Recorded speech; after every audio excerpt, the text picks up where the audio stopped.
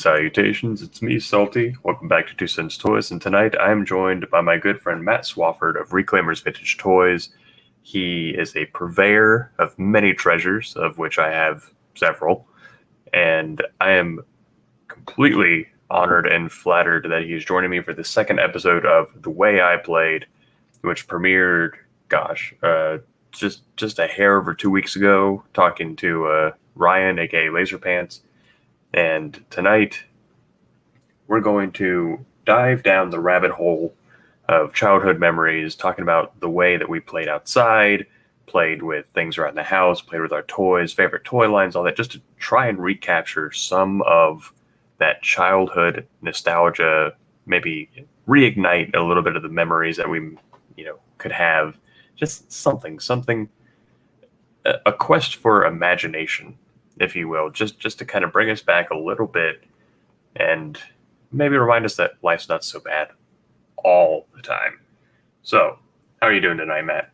I'm good, Sal. Thanks for having me, man. Absolutely. Thank you so much for being here. And hello, everybody. Yes. Tell the fine people at home where they can find you. I am on Instagram almost exclusively under Reklaimers _vintage_toys. And I pretty much exclusively sell there. I try to stay away from Facebook as much as I can. And I will begrudgingly sell on eBay every now and then whenever something doesn't move on Instagram. Yes. For those wondering, all that is linked in the description below if you should choose to, purvey his wares, as they might say. And he didn't mention it, but I will. His Patreon is also linked in the description below. So, yeah, it's basically the way I run the Patreon is kind of like a VIP early bird club. I've only got about 10 members now, but they get access to things before, at least 24 hours before I post them. Mm-hmm. And the beginning tier is $1 a month. So it's definitely worth it to get a jump on the thousands of other followers that I have as far as claiming things. That is true. I can confirm. So I've been buying from you. I think my first purchase from you was in 2019, actually. Oh, wow. Yeah, it's weird. Of course, the association between Reklaimers Vintage and Retro Blasting is a well-noted and famous one. I was actually following you on Instagram before I put two and two together between the show and your IG account, because I had been following you, didn't realize it, and then I heard Michael French mention your name, and I was like, oh, I'm going to go give him a follow. And I was already following you. I was like, oh well, there's that. And my first purchase was it was a G.I. Joe. I want to say it was a wetsuit. No, not wetsuit. Shipwreck. Okay. Yeah, it was the Navy SEAL Shipwreck. And the diver one. Yeah, the battle right. One. Yep. And ever since, it's just been, hey, what about this? What about that? Now, this isn't me, making a commercial for your Patreon, but I will say I'm at the $10 tier, which gives you 10% off, right? Yep. $5 a month tier gets you 5% off anything you buy, and the $10 monthly tier gets you 10% off literally everything you buy. Mm-hmm. And as someone who buys vintage toys, it's not hard to spend $100 a month on vintage toys. It's really not. It's pretty easy. Most people that buy vintage toys, I think, can do it in about a week, if not less, maybe a day. So for me, if I spend $100 with Matt, I'm a $10 patron. My patron pledge is already paid for itself. Right, and I'd just like to clarify too that that's not a money making grab for me. It's kind of it truly is a kind of not a VIP like anybody's more important than anybody else, but it shows me that you're serious, and I always take care of my patrons.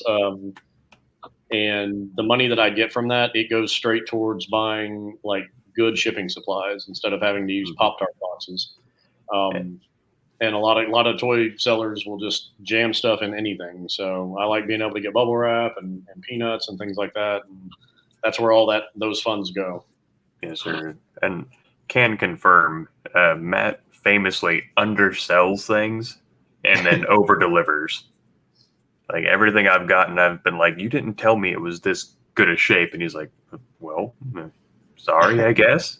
Like, so, but Well, it's I try to sell like I like to buy, and I've got an interesting story about my little adventure I went on today and some of my annoyances that I picked up yeah, well, from toy sellers. And so, yeah, we'll get into that later. But yeah, I just try to kind of do it the right way. yeah. All right. Well, let's go ahead and jump into those questions. So, give us a quick kind of synopsis about like just you, where you grew up, when you were born. If you don't want to go into detail, that's fine. Just kind of like a region or just a time frame if you want. My origin story. That's I was right. born a long time ago. I was born in 1977, in late 77.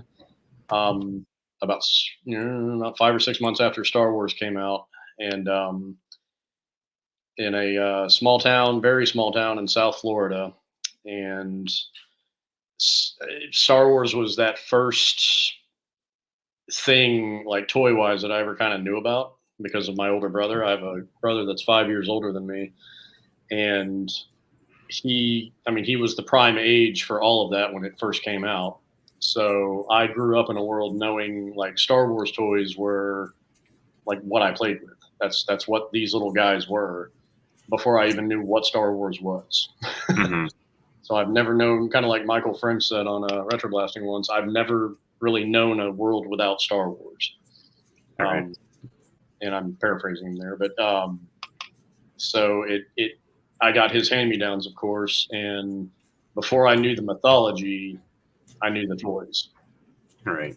So like Walrus Man was always Walrus Man to me, and he was my bathtub guy, him and Greedo, because they looked like fish. And when I finally saw Star Wars on, I think it was HBO when I was like 3 years old, then I was like, oh, well, that kind of ruins my, my Walrus Man was way cooler than Ponda Baba in Star Wars. Right. Because, mine had all kinds of like personality and adventure and everything. And the guy in Star Wars just, bumps into a guy and runs his mouth and gets his arm cut off. So, and same thing with Greedo. It's like, hey, I'm a bad guy. I'm going to, talk some junk to you. Oh, never mind. I'm dead. Yeah. So yeah, that's what started it all for me. And then as things went into the 80s, my brother was kind of the beacon for letting me know like when things came out. Like he was way more plugged in than I was because of the age gap. So he would tell me like, oh yeah, He-Man's coming out, and they're bigger than Star Wars, and they're like big and strong, and they've got magic and swords and laser guns, and I was just like sold. And then same thing with G.I. Joe. It's like everything was, the barometer was Star Wars. They're like Star Wars size, but you can move their elbows and their arms and their knees, and their army, which it was almost like there was a lack of like real army toys other than the little green men. Right. When I was that age, up until 82, so up until 5 years old, that was what I thought army toys were. So when G.I. Joe came out, it blew my doors off. So that was the real genesis of me and toys as a kid. I got you. Yeah, there was something you kind of touched on there that it's a fun topic for me because growing up, I very similarly I didn't have source material for a lot of my toys, or there was source material, but I wasn't aware of it. Like Exo Squad, for example, there was a cartoon, and I had some of the suits, but I didn't know what they were from because a lot of my stuff was hand-me-downs or flea market finds or yard sales mostly. Because you grew up in the 90s, right? That's right. Yeah, I grew up in the 90s, so a lot of like He-Man, not Star Wars necessarily until the One Last Time, Faces trilogy, all that started coming out. But things like G.I. Joe, like all of them had their heyday already on television. Yeah, they had come and gone, so you were getting the artifacts of right the 80s, but without all the fanfare. Right. So very much like you with your Star Wars toys, I had to create my own stories and my own names and everything else. Which, like Thanos says, reality is often disappointing. It So really is. It yeah. really is. The whole thing with Star Wars, like I had Hoth Han, but I didn't realize that was Han Solo, and I Mhm. had X-wing Luke, but I didn't realize that was Luke. That was just orange pilot guy and snow guy and lizard guy, and like everybody had like their own their own personalities in a way. And so I always have kind of a line of demarcation with Star Wars where it's the actual Star Wars, and then there's the Star Wars I knew as a kid before seeing the movie. Mhm. And there's something magical about the latter. Right. I would say that was kind of the birth of everyone's headcanon, because, as much as I love Bosk, his screen time leaves a lot to be desired. I will admit that, but the stuff I came up with for Bosk and playtime, way cooler. Exactly. Exactly. Yeah. So, were there any other toy lines necessarily that you collected or played with that, let's say, I don't know, that you found at the store but never got a chance to watch the show, or that was it pretty much just Star Wars and everything else you had a fundamental understanding of who they were, what the story was? Star Wars was, the jumping off point, and then of course I was there for Ground Zero with GI Joe. I do want to mention though, before GI Joe, they beat them to market by I want to say a year or 6 months. Was Migos Eagle Force. Mm-hmm. I remember my brother being like, "Oh my God, these are super cool, but they're really tiny and they're made out of metal." And we had a bunch of them, and they were really cheap too. I remember they were like $1 or less, and I remember getting them and reading the comics on the back and on the back of the card back, and just it was just really cool. And I feel like it was the perfect appetizer for GI Joe. The figures themselves were kind of lame, and there was no posability really. You just move their arms up and down, and their hands really couldn't hold their guns, and the guns were microscopic, so they were easily lost. They were definitely a letdown, but they were, I mean, just really whetted my appetite for better army toys. And when Mm-hmm. GI Joe came out, I mean, we hit it that Easter. I remember the first GI Joe I ever got. The first figure was straight arm, short fuse, and my brother got Zap. Oh. And no, I'm sorry, he got Flash, straight arm Flash, and I got straight arm, short fuse. They came like on their card and everything inside these Easter baskets that we got. Oh. That was all it took. Mm-hmm. And but yeah, that was the big one. But I definitely have a lot of respect for Mego Eagle Force, even though they were, they're largely forgotten, and they were kind of the last thing that Mego did before they shut down, infamously shut down.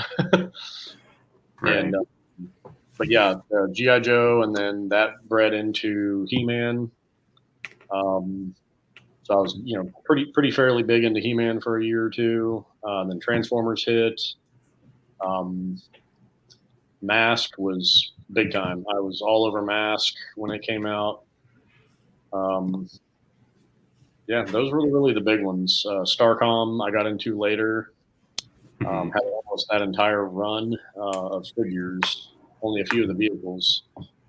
Battle Beasts. Mattel's Guts line. I had a bunch of those. Oh yeah, what do they call those, miniature dog toys? Yeah, they were like little. They were like the better version of the little green army men. Mm-hmm. But somehow spooky though. They all had spooky expressions or weird poses, and they were really cheap though. I remember getting a lot of them, and I'd set them up and hit them with a big red rubber band that I'd like knock them down with. Oh yes. And I was really, really heavy into, as far as a collector, like a ravenous collector of Garbage Pail Kids. Yes. When Garbage those hit, Pail Kids. I would not eat lunch in like second grade, and then I would walk because I had to walk home anyway. I lived about 3/4 of a mile from the school, and it wasn't that much farther to go to Kmart. So I would walk up there and I would buy as many packs as I could get. And I was like that was like the beginnings of Reklaimers as far as me being a dealer. I go to school the next day and it was like, what do you want? What do you want? I got a bad breath Seth. I got a leaky Lindsay. What do you need? You're sitting there with a trench coat, just open it up, and you got the card sleeves on the inside of it. Yeah, I think trading cards were kind of the first foray for most of us into kind of wheeling and dealing, because you'd get so many duplicates. You'd be like, oh, I got, some kid, I really need, X, in my case, Snorlax from Pokemon or something. Like, all right, I got you. I got like 4 of them. What you got? Kind of, you'd wheel and deal back and forth. Yep. Which is I didn't have this question written down, but I find, trading cards kind of lend themselves to that. It's in the name, trading cards. But there were times, at least in my childhood, that I found myself trading action figures. Was that anything you ever did, or something? I did. I did it sparingly, and I was very. It had to be something, and it's. I think that's carried over into my adult life too. Is I get a lot of PMs on Instagram and people wanting to trade, and I always kind of have the same salty response, and I never want to come off as a jerk, but it's really true. Trades almost never work out because everybody wants to win the trade, and somehow it's like you win an imaginary medal if you get over on somebody. Right. It's very rare that somebody comes to the table with something and says, "Here is a fair value of what I've got, and I'm going to give you that same fair value on what you're offering that you have that I want. Let's do a swap." It's almost like, it's like, we got to do the handoff at the same time, and everybody always fumbles that. Everybody, oh no, these are, this is $100 item. No, that's a $30 item. Right. Everyone wants to pull off the scene from Raiders with the sandbag and the icon. Yeah, exactly. Except they forget about that massive bowler that shows up. Yeah, they want to give you garbage at a premium and, walk away, with their tongue sticking out going, hey, look what I got. Ha ha, I got him. Right. And I can count on one hand in all of my toy collecting years, almost, it's been over 20 years now, that a trade has actually worked out. And it's always, I never get hurt feelings over it, but it's always disheartening when you realize somebody's just legitimately trying to screw you in a trade. And it's like, right. Okay, nice try, but you picked the wrong guy. Like, on walking. But as a kid, I would trade every now and then. I got burned even as a kid. I remember letting one of my neighbors, one of the neighborhood kids, he was like, "Hey, I'll let you borrow this Nintendo game." I mean, it's hard to screw up a Nintendo game. Right. Borrow these, 12 G.I. Joe figures, and I was like, "Oh, okay, cool." Well, I was staying at my grandmother's, which was about 30 minutes away, so I wasn't there as much. So he had these for, I don't know, about a month. And I don't even remember which Nintendo game it was. I think it was like Double Dribble or something. And you can only play Double Dribble so much before it's like, okay, I want my G.I. Joes back. Right. And so I went back, and then I finally found him and was like, "Hey, dude, hey, let me, here's your game. Let me get my my Joes back." And he gave them back to me, and they had all been mix matched because he took a screwdriver and would put Hardball's head on Leatherneck's body. Whatever, he was mixing arms and legs and heads and chests and everything else, so they were just a complete kit bash, and I was mortified because I didn't have a tiny screwdriver. I was like, "How'd you do this? Change them back." And so I had to learn real quick. He was like, "Oh, it's easy. Just take the screw out and you put them in." He showed me how to fix one, and I was like, "Okay, fine." But that was the rattlesnake bite for doing trades for me. Yeah, that was that. I didn't trade often as a kid, And usually there was a trade back involved. Like we would swap, like, oh, I really like this toy you have. I like that toy, and we'd swap, and then usually about a week later, like, you want to trade back? Yeah. That was the immediate red flag was when someone's like, all right, if we do no trades you back season, it's like, now I don't want to. Always like having that out, as one might say. The most recent trade I remember doing was about 2 years ago. I was in desperate search for a certain Build-A-Figure from Marvel Legends because I just could not find him anywhere that I was willing to pay the normal price for him. And so I'd listed probably 5 or 6 other Build-A-Figures, and I was like, if you have this Build-A-Figure and you're willing to trade, pick any 3 of these, and I will give you all 3 just for that one. And I kind of took a bath on it in terms of like value, but if it was 3 figures that I didn't care about and didn't want, I didn't really see a problem in it. But yeah, that was definitely one of those where the guy, saw an easy deal and took it. Oh, absolutely. So, yeah. All right. So, but yeah, it's trading was few and far between back then. But it did happen. So my other question here, just talking about kind of how G.I. Joe's held interest and all that. I was curious about toy lines that you've liked since they've come out. Like, let's say, like some kids get really into, I don't know, they get really into Silverhawks, just to pull one out of nowhere. But then they kind of lose interest and you don't really care about it anymore. What toy lines have you liked since you've discovered them, and to this day, like, it's still something you actively collect or you've held on to? One of the there's a bunch that I never had as a kid. Yeah, famously. In Humanoids from the video, retro blasting.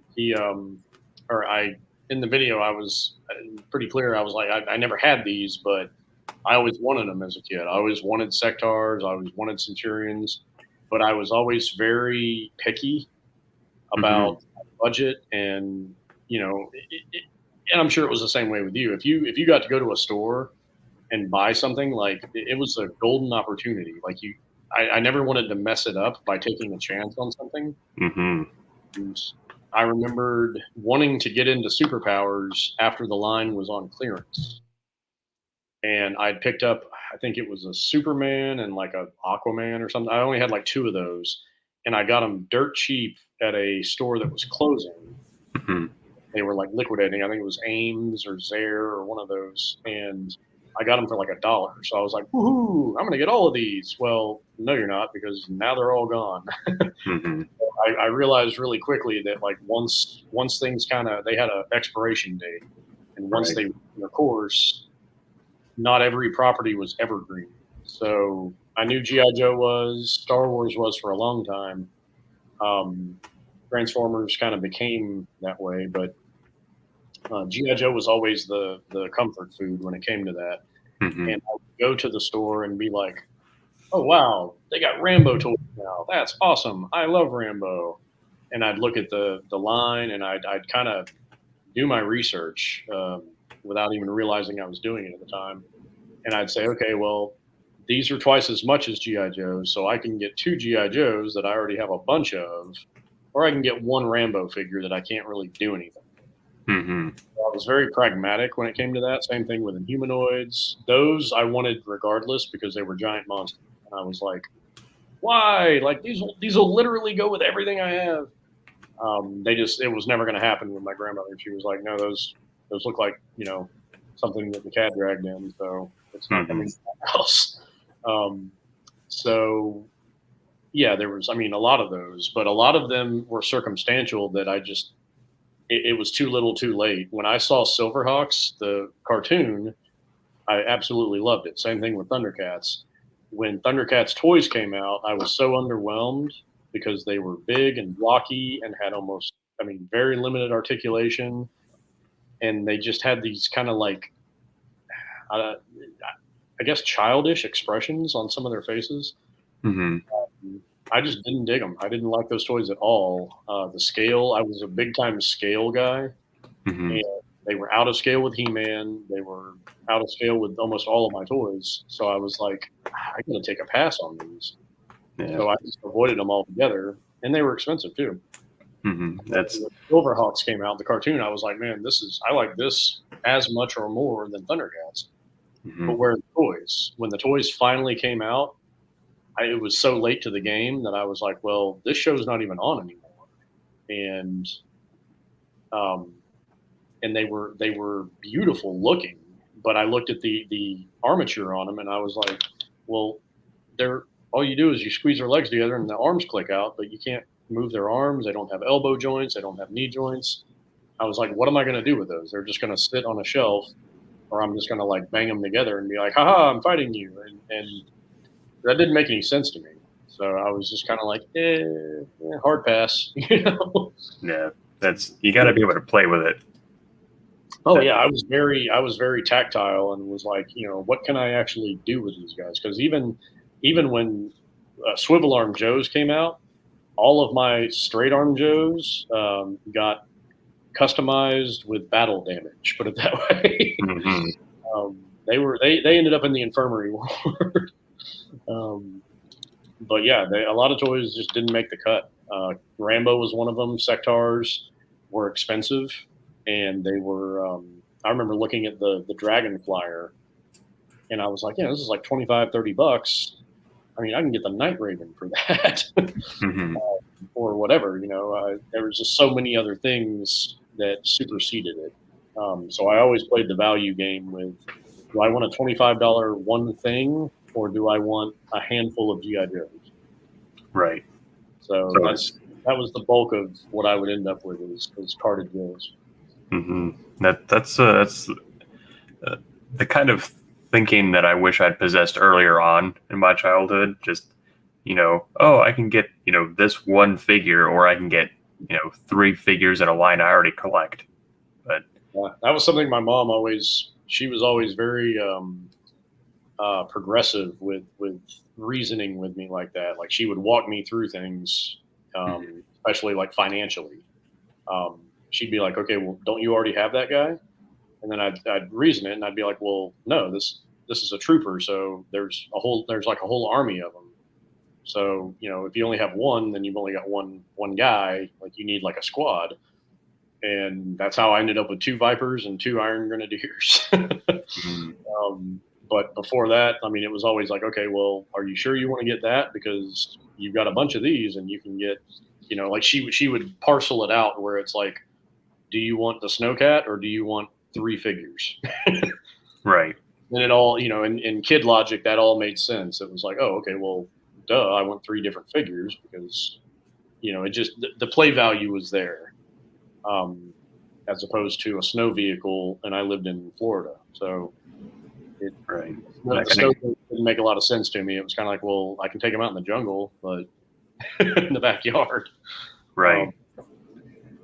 So yeah, I gravitated more towards the camouflage stuff. Makes a lot of sense of playing into the world that you're dealt, so to speak. That's we had to kind of use that too. We had to use the environment and just the things that we had and the weather and all of that. Mm-hmm. Now, conversely, were there any, we'll say, popular toy lines or anything that, like you mentioned, not liking Silverhawks, for example, were there any popular toy lines that you just kind of turned your nose up? You just like, nah, like other kids are into this, but I'm just not into it, that now as an adult collector, you've grown to appreciate? Yes, the first thing that comes to mind is wrestling toys. Mm-hmm. I watched wrestling vigorously for a few years in the early days of. I don't want to say the early days because I mean I know they all go back even further, but like I'd say like 83, 84, maybe even into 85 when it was like Junkyard Dog and when Sergeant Slaughter first came out and. Andre the Giant, Hulk Hogan, like the whole rock and wrestling crew. I would watch wrestling on USA Network, and Kung Fu Theater was either before or after it, and they both came on after cartoons. Mm-hmm. So there was a direct lead in there. So I loved the soap opera and the good guys versus bad guys of wrestling, but wrestling toys made absolutely no sense to me. Mm-hmm. Especially the I guess the LJN rubbery ones. I remember seeing them and I was like, okay, well, you can't really manipulate them. Like they're like rubbery statues, and it just I just didn't see any play value in them. So I literally turned my nose up at them and was like, nah, you guys go ahead with those. And another one would be Ninja Turtles. I loved the movie. I bought into the Ninja Turtle hype train, but the toys and the cartoon were just so kind of infantile, I guess. Yeah, they definitely are. And that was 88, 89.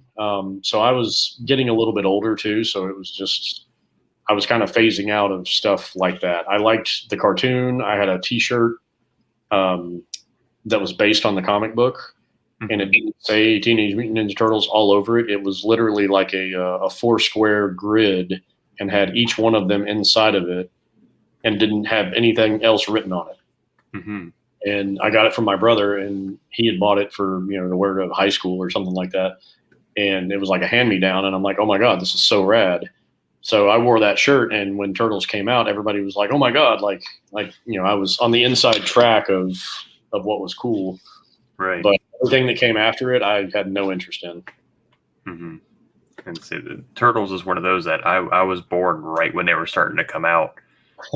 So by the time I got to Turtles, like I can remember Turtles, it was already like, Western Raphael and Western Leonardo. Like they were into the weird kind of stuff. Yeah, like Donatello was already a werewolf at that point.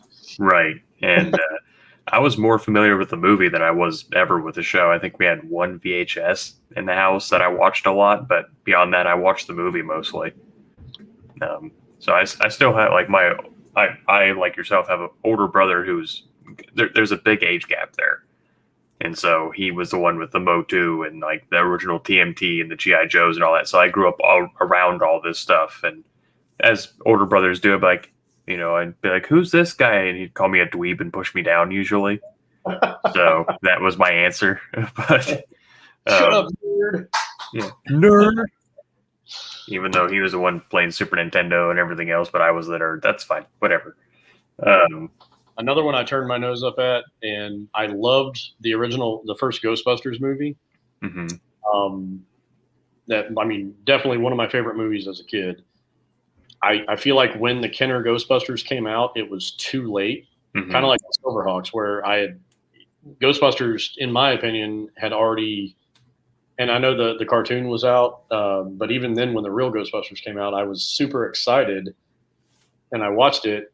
And when it first came out, I was kind of like, it's all right, it's cool. But and the toys, they were just like the animation, and I was like, well, if they look more like they do in the movie, like I'd already been kind of teased with the reality of the movie.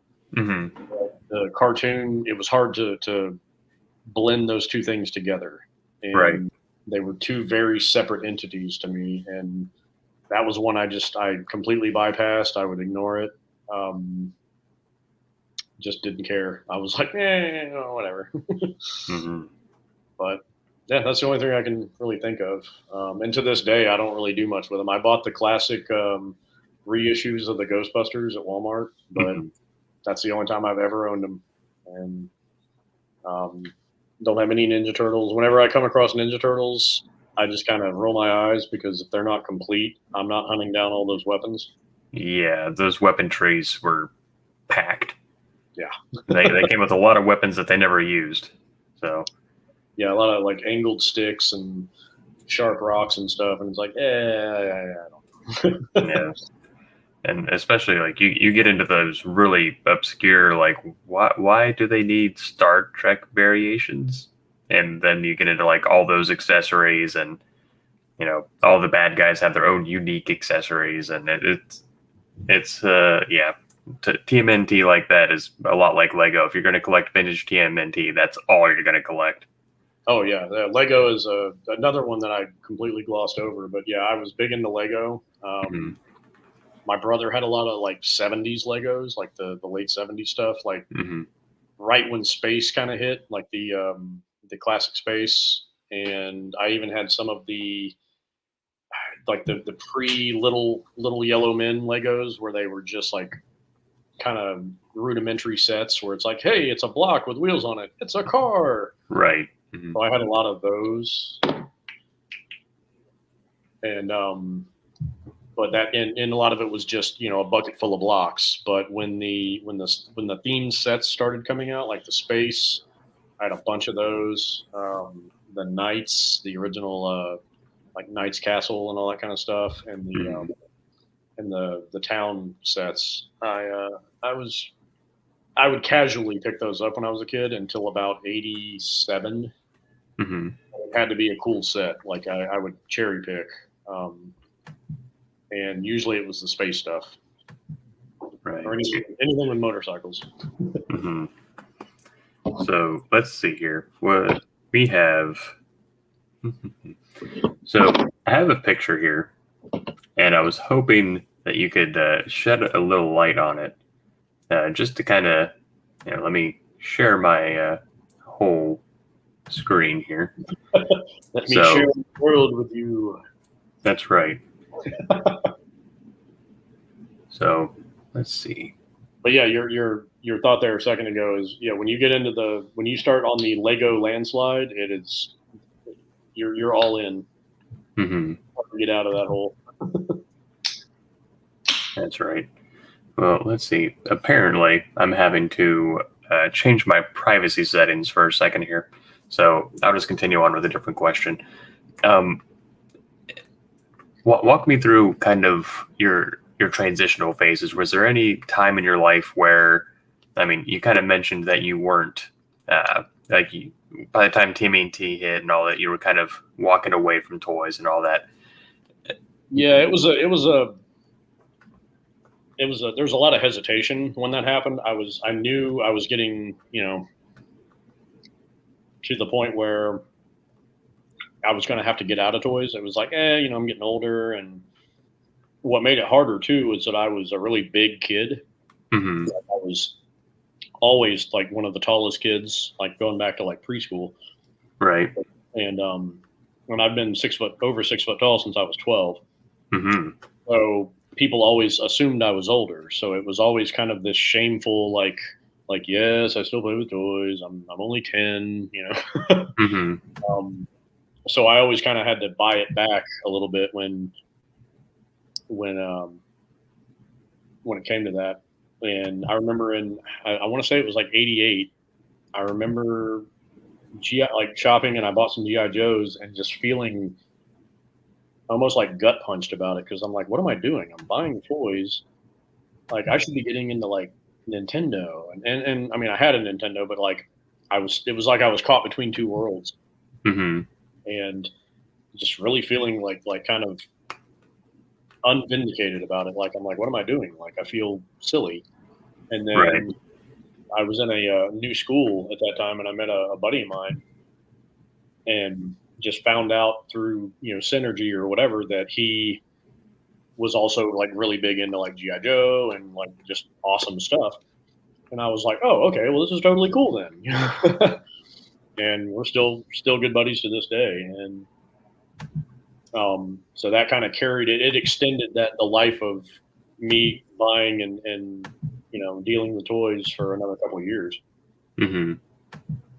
I think I was 12. And then I got more into like RC cars and bikes and fancy tennis shoes. Yeah. That's what I affectionately refer to as the age of the shame, where you suddenly become aware of like, oh, I'm not supposed to be doing this anymore. So yeah, and it was also like the whole noticing girls and stuff like that. But mm-hmm. my problem was I looked like a grown man, and all my peers and girls included, everybody was like little. Everybody looked like kids. Right. It was it's kind of a weird transition there. It was a weird time. Mm-hmm. I was a really quiet kid during that time too, because I had grown so fast. I actually had to miss school for 3 weeks at a time, about 6 months apart, because of growing pains. Oh, wow. Like I'd literally just be in agony for days, and went to the doctor, and they had me walking on crutches and stuff, and it was weird. Like I had to bring all my homework home and everything. That's when I got into comic books. Not to segue too hard there, but yeah, it was a weird transition. But yeah, I kept my claws dug in for a little while, but then it got to the point where when I walked away, I just kind of dropped it all and became a teenager. Yeah. And so let me see. There we go. Explain this photo to me, if you will. I'm not sure how well everyone can see this. That is me. That would have been 1986. 86, possibly early 87. That is my grandmother's house, and that is the rock wall that was in her living room that went from the dining room into the living room. And it's a concrete formed wall that was made in the mid 60s, and it was textured, and he did the grout lines on it and everything to make it look like a stone wall. But that was a solid poured concrete, like I don't know, like a sculpture, I guess. And that was my number one area that I played on. And those are my Joes. And I can tell you who every single one of those is.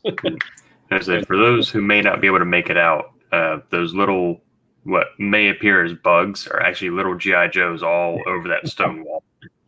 Yep. Some of those aren't Joes. Some of those are American Defense, the Kmart Remco brand, I believe. But yeah, there's Alpine, there's Crimson Guard, Barbecue, a Bat, a Viper, actually 2 Vipers, the 2 Vipers I had, Thrasher, Snow Serpent, one of the twins, Wild Bill, Sci-Fi. I see 2 of the American Defense guys and Torch. Yeah.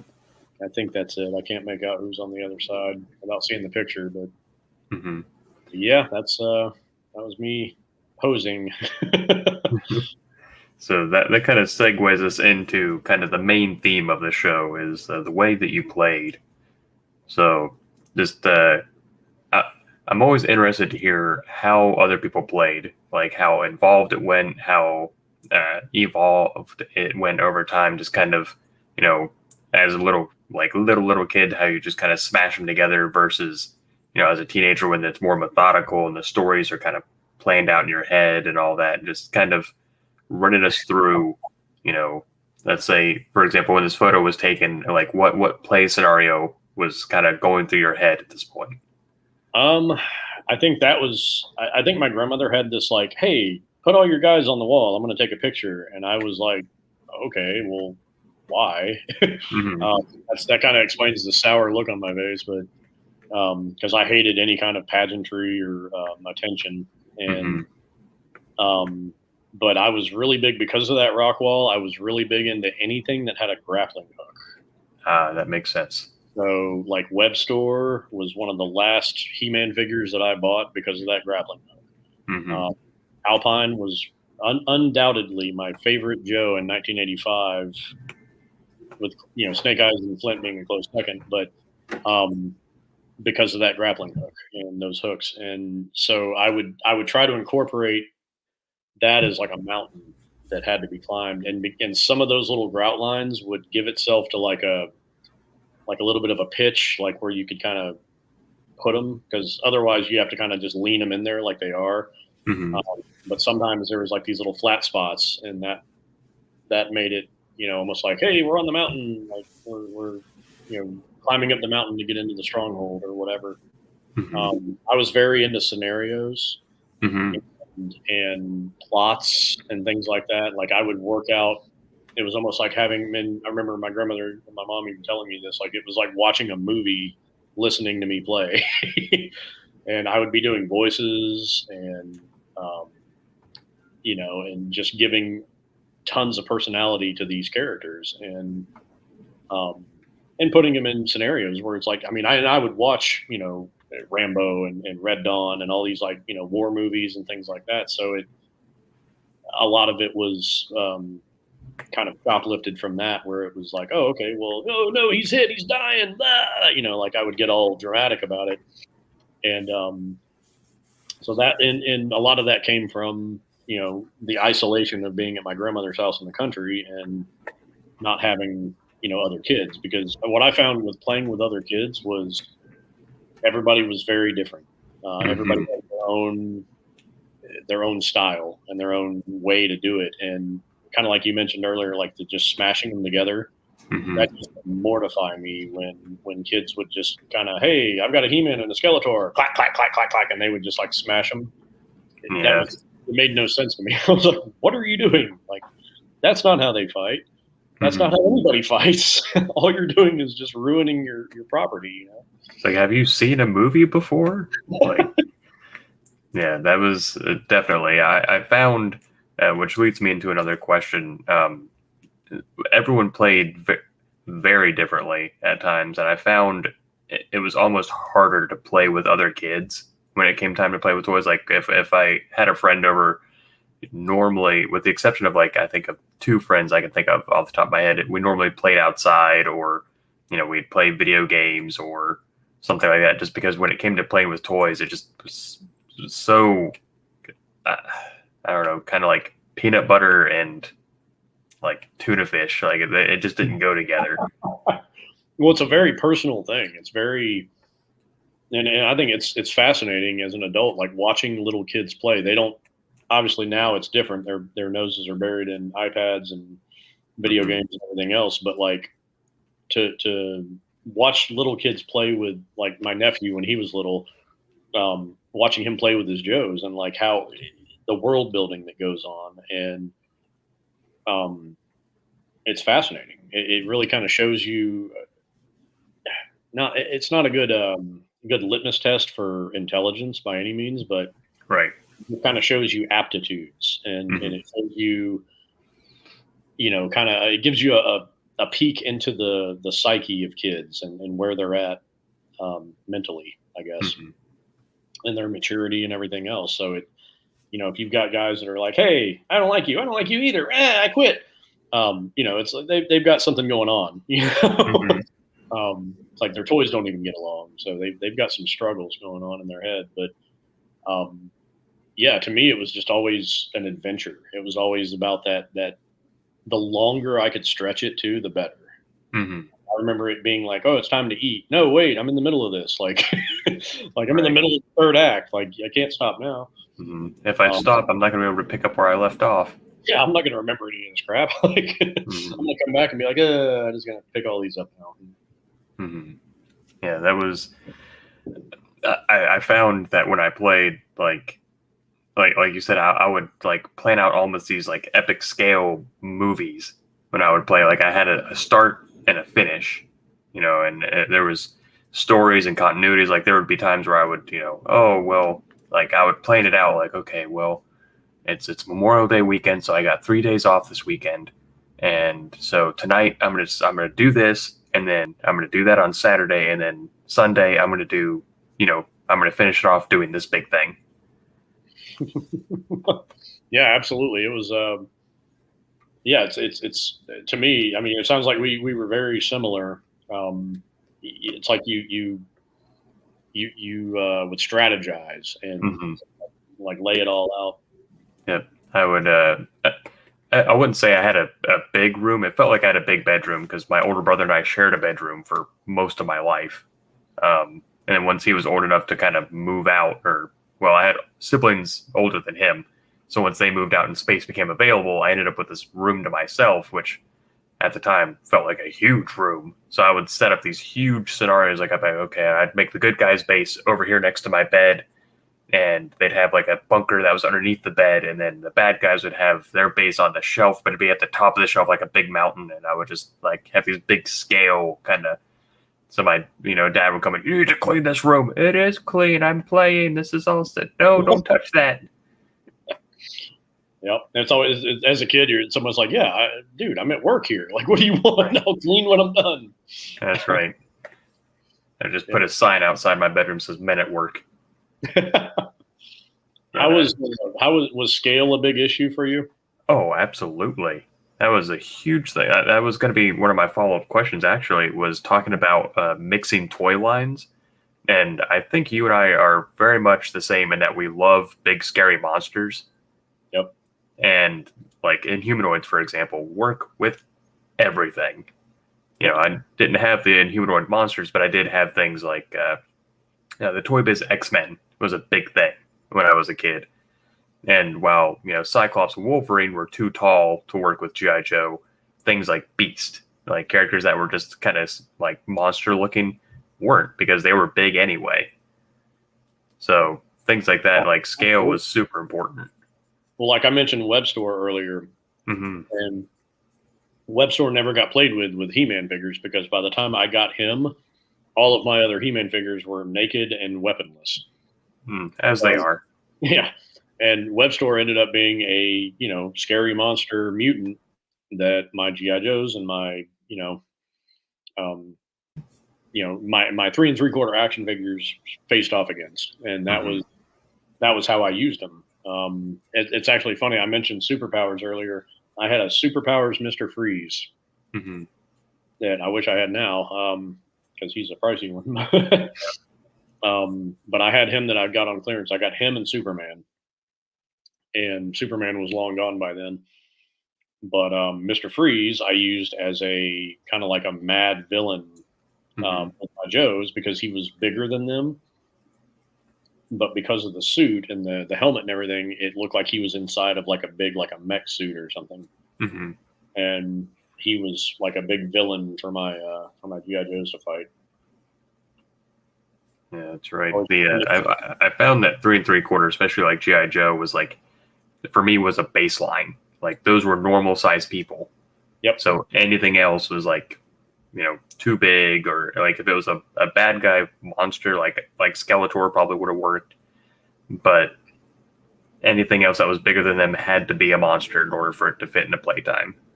Right. But like Mask and G.I. Joe, there was never a crossover there. And I remember being so just distraught over finally getting a Mask vehicle and opening it up and seeing how small that figure was. Because when I saw the Thunderhawk, all I could think about was Flint driving around in that thing is the coolest guy in the world. Right. And when you get it, it's like, oh, well, they don't fit in here. Like G.I. Joes can almost fit in Mask vehicles, but they can stand next to them and they look cool, but they can't get inside of them. And I always thought that was such a close thing that almost happened. Is like, if they'd just been 3 3/4, we'd be talking about Mask in unison with G.I. Joe now. Exactly. Because of that crossover appeal. And so, but I mean, when you put a Mask figure next to a G.I. Joe figure, it looks silly. It looks like somebody microwaved him. It's like, oh, I'm a little pygmy person. That's right. And, same thing with like Starcom and a lot of those lines. It's just, you can't, but when you put a Joe next to a Secret Wars figure, they look like basketball players. I mean, so scale was extremely important. I think it was the most deciding factor on what I had as a kid, what I collected, what I begged for, what went on my Christmas list. As cool as I thought Centurions were when they came out, and I really liked everything about Centurions, but that scale, I was like, those remind me of the Barbie dolls that the girl had at my babysitter's, Right. And I just couldn't get, I to this day, like I love Centurions and I have a bunch and I sell them a lot, but like 12-inch Joes, I never have any interest in. The 12-inch Kenner figures, no interest. Like anything that's a doll, I have no interest. It's one of those things I saw as a kid, and it's like I immediately categorized that and locked it away as, no, that's a girl's baby doll or a Barbie doll. And to draw a parallel, actually, I say your generation, like we're so far removed. But the kids who grew up, late 70s going into the 80s, you guys had Mask, and you're like, you were just distraught that they didn't work with G.I. Joe. Growing up in the 90s, I had Exo Squad, which was very, very similar because you saw these awesome mech suits and you're like, yeah, like for me, I didn't know the source material. I didn't even know there was a show, which not sponsored or anything, just an anecdote. Exo Squad is on the Peacock streaming service. Really? Yeah, and it's free. And I watched 3 episodes, like I think a week ago. That show is incredible. Oh, it's great.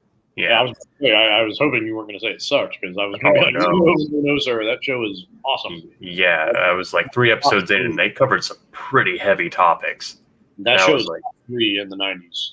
Yeah, best animated shows. Mm-hmm. But so I got what is it? The A frame, the one that has like the jet wings that flip up. So I had that one from a yard sale, and I got it, and I got home, and I was heartbroken to find out that the Joes don't fit, at least not well. Like you can kind of like force them in there a little bit, but they're just a hair too tall because the Exo Squad I think is a 3-inch line instead of 3 3/4. Yeah, they were kind of an odd scale too. Yeah, like they almost fit with Mask, but they've got. I feel like if Mask would have had the articulation that Exo Squad figures had, again, I think it would have lasted longer. It would have given you more to work with. Mm-hmm.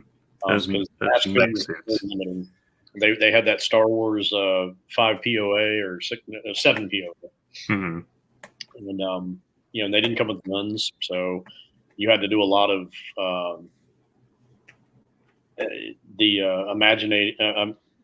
imagining that, like, oh, Spectrum on, oh, it's doing something, Right. There wasn't a lot of special effect with it. Mm-hmm. But Mask was a beautiful synergy of like, it was G.I. Joe mixed with Transformers mixed with superpowers, because all of the masks had superpowers and there was no explanation for how they would work. At first it was like, oh, this shoots a blinding bolt of light, and this one shoots fire. And then it got to the point where it's like, this guy can miniaturize things. Right.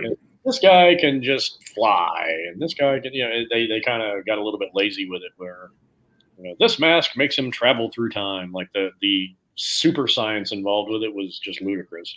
They would have kept it a little bit closer to the vest and been like, this one shoots, because if you look at the first wave of Mask, like Slyrax's helmet shoots stilettos. It shoots like little darts out. Okay, I'm down for that. Even the one that shot glue out, I think it was Julio Lopez, his streamer mask, and in the cartoon it's really gross. He's like, streamer on, and it's like, yeah. But even that makes sense. But just levitate things and shrink things. It was like, come on, dude. That's Wolfie 762 actually kind of has something I wanted to touch on a little bit. He says Dino Riders playtime. Only thing that crossed over was other generic dinosaur toys. I surprisingly didn't own any Mask toys. I guess it would have made for a weird combination. Now, to kind of play off that, I grew up. I think Jurassic Park, I think, was the first movie I ever saw in theaters. Oh wow! It was either Jurassic Park or Nightmare Before Christmas or something like that. I distinctly remember seeing Jurassic Park in theaters, though. Now, when those toys came out, not to be a little bit of a scientist myself, those dinosaurs were out of scale anyway. Even for the people in the movie, like Velociraptors were way too big. I used those with my G.I. Joes all the time. And The Lost World came out in like 96, 97, something like that.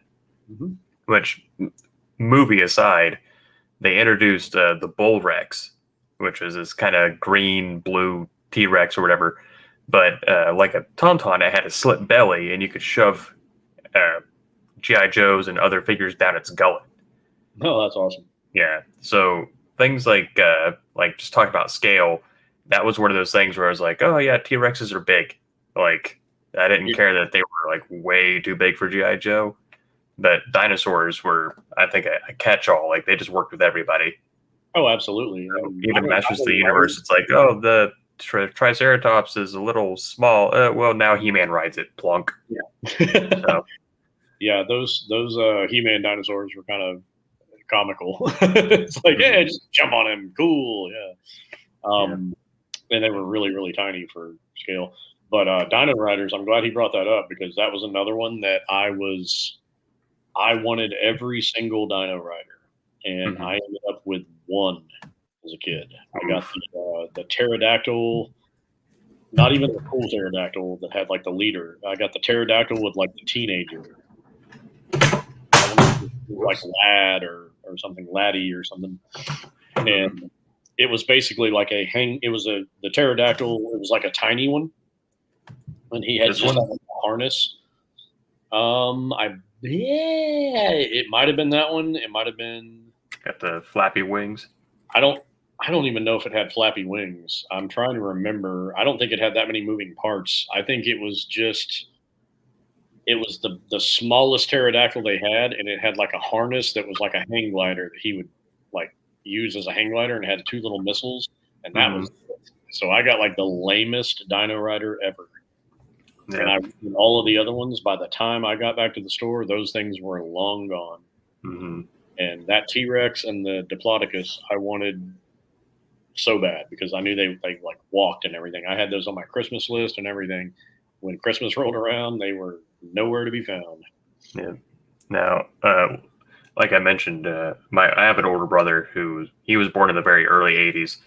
I grew up, this is from my childhood, I grew up with this pterodactyl. And I didn't know until last year, I think, that this was a Dino Riders pterodactyl. So well, there's 2.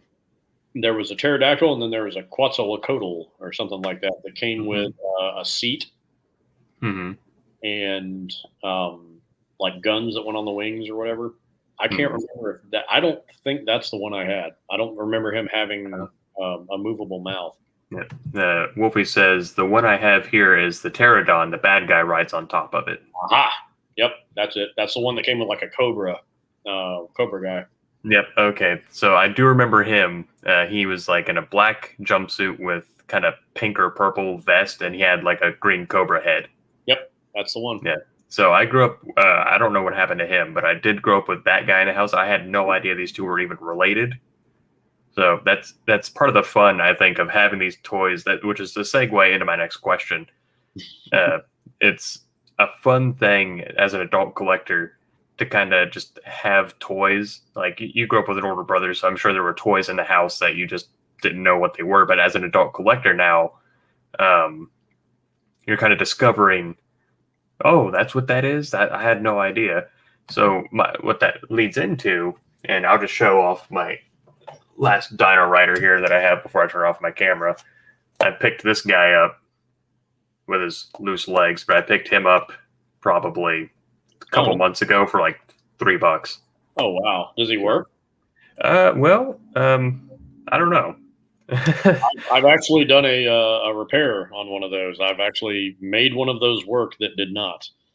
And brother, let me tell you, there's a reason that a lot of I don't know if Toy Polloi ever has, but a lot of toy restorers do not want to touch Dino Riders, is because they're sonic welded. Oh boy! Food. So I had to use a knife and heat and all that to get into one of those, and I freed up the motor, and that's probably the most proud I've ever been at fixing a toy. Yeah, that's a fun one. And as he walks, like his head, like working, and it just kind of like wiggles back and forth. Really cool effect. Yeah, and Wolfie says, just really quick, that the one that you're talking about is the pterodactyl. The kid rides underneath of it like a hang glider. Yep, that's the one. And oh gosh, I consider myself an amateur when it comes to dinosaurs, but I'm not even going to attempt that pronunciation.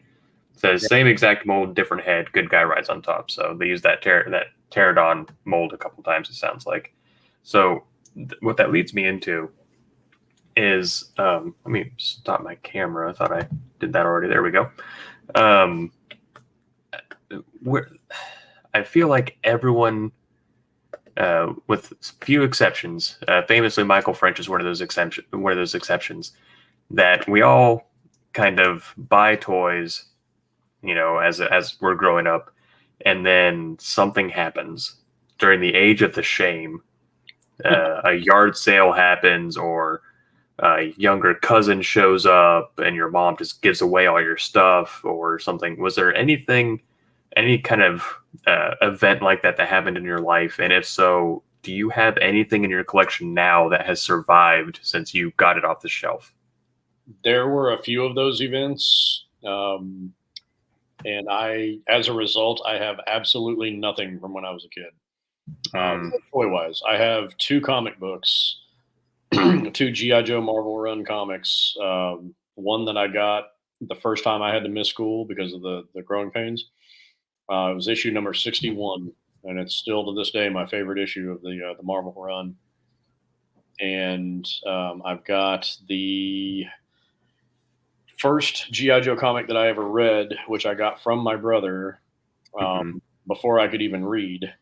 He actually read it to me, and it was number I want to say 13, and it was Hmm. the one with. For those that don't know, it's the one with Snake Eyes, Quinn, and Doctor Venom, and on like a old World War II bomber, and um, yeah, I've still got that one. And I had Larry Hama autograph that. Oh, wow. Yeah, and it's ratty, and I mean the cover is barely holding on, Oh, you know, but it's, everything else got given away to younger cousins or yard sales or the sands of time. mhm. So that was kind of what got me into collecting as an adult. Was I was like, wait a minute, I want to get some of these things that I had, go out and find them again because Mhm. I never kind of never got over losing those things. Mhm. That's yeah, that's I think back because I had one of those events, like, things came and went as a kid, like yard sales would happen, but then there was like the big one, as they would say. And there were a handful of things that survived, which actually I spent the last almost 13 years thinking that everything was gone. And I visited my mom back in February, and she was like, "No, I still have some of your toys," and found like just this steamer trunk full of some of my old toys, and I about shat myself. Um, so there's pictures all over my Instagram. Like she still had my bull Rex and all that, which regrettably I had the red Rex, the first Jurassic Park T Rex, and that's probably gone the way of the dodo somewhere. Um, but that comic book you said it was barely holding on and all that, and that's one of those things that, like, yeah, it's barely holding on, but no one could replace it. Right. It doesn't matter how ratty it is. It's one of those things that just it it's a part of your collection that survived, and those memories can't be replaced. But Wolfie says that he's come up with a bit of a solution. He says he was able to carefully use a 9-volt battery to get that Triceratops working. Just a small jolt was just enough to unseize the motor, and then he could switch to a C battery. So that might be something worth trying out the next time instead of having to break one apart. Oh, nice. Yeah, the 9 volt has a lot more power, so it helps kind of moose the engine. Hmm. But if his legs are loose, you might have a gear problem. Yeah, his front right leg is just free hanging. Everything else is tight, but it's that specific one. So, Hmm. which I put a C battery or whatever battery was in there. I put one in after I bought them, and I didn't hear anything clicking or moving. So it could be a combination of those things. A lot of times, those engines that are in those are real simple, but they're like plastic flywheels, Hmm. and just like sectors, like and same thing with a lot of Kenner Star Wars too. Like you just have to get in there and turn it on with the battery, and then just kind of help the wheel Hmm. and until it gives. Yeah. Um, but yeah, getting those things apart is not easy because they're sonic welded. Hmm. So let's see. I think we already covered this one, but I'm going to ask again.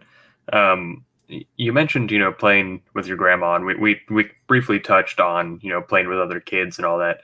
Mhm. Were you predominantly a play on your own kind of kid, or did you like have any neighborhood kids or kids at school or siblings that you would actually play with, or were you predominantly just a fly it solo kind of guy?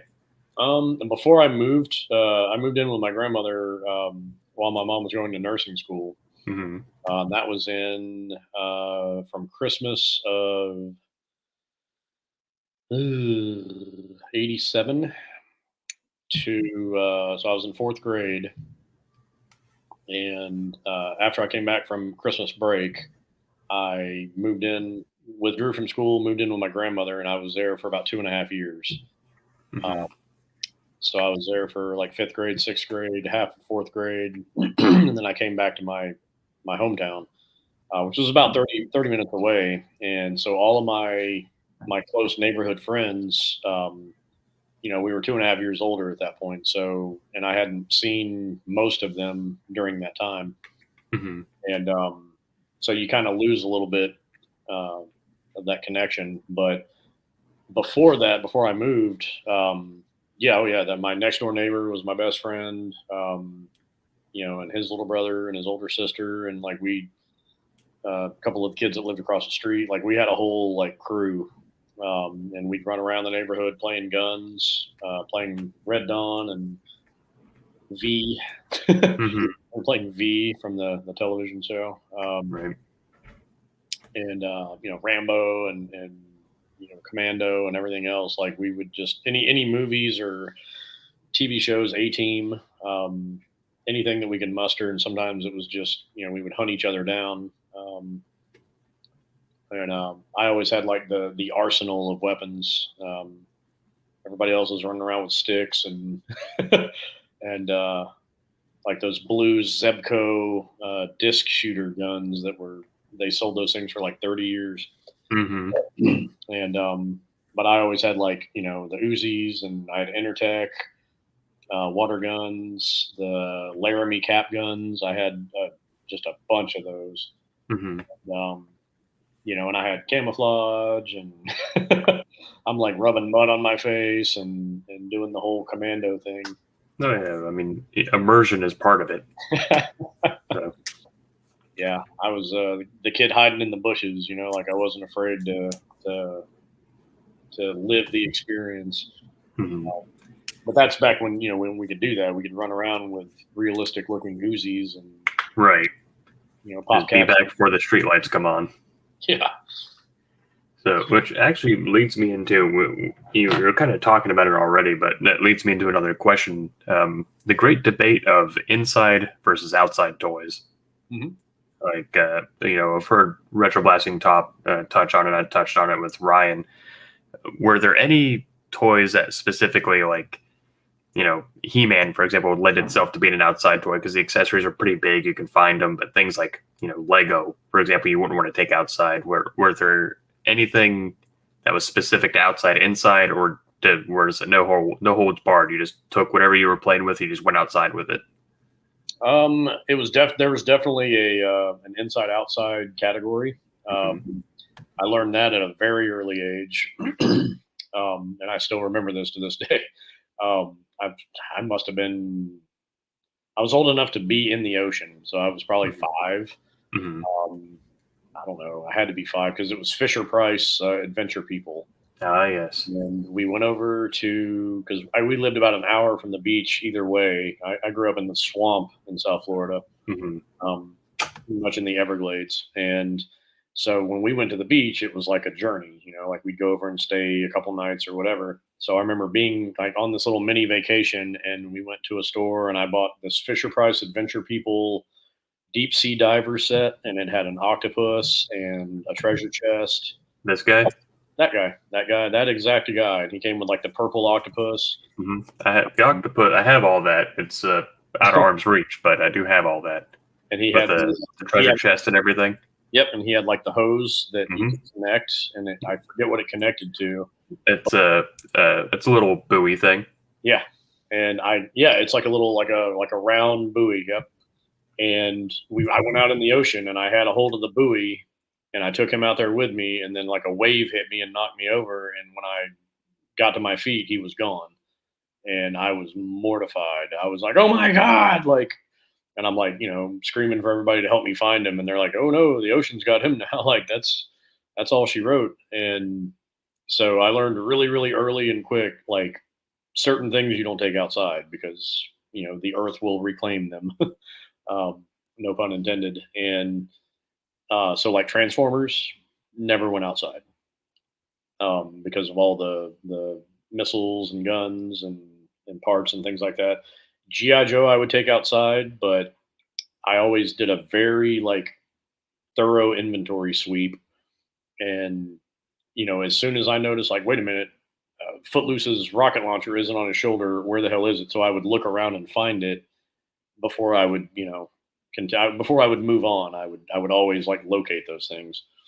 And He-Man was great for outside. I was really into GoBots. I forgot to mention too. I had way more. I had almost every single GoBot. Those were my jam for like a good year and a half. And they sold GoBots, the Tonka 84 GoBots consistently. Those came out in 84. I was buying those in 87 off the rack. So I mean they were selling Leader One, Sidekill, Turbo, all of those early ones for 3 years.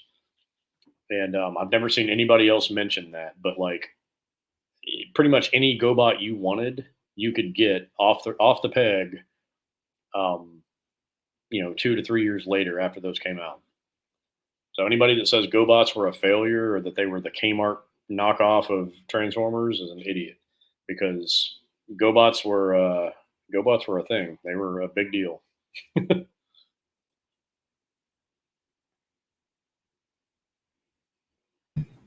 Oh, you still there? That was yep. Yeah, the GoBots. Sorry, I had a minor headphone problem just now. Oh, yeah.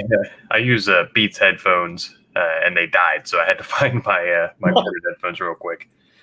But yeah, GoBots were a big deal. But those were great for outside because they didn't have a lot of accessories, if any. So you could take them outside. It's like, boom, I got Leader One. We're doing stuff outside, and brought them right back in.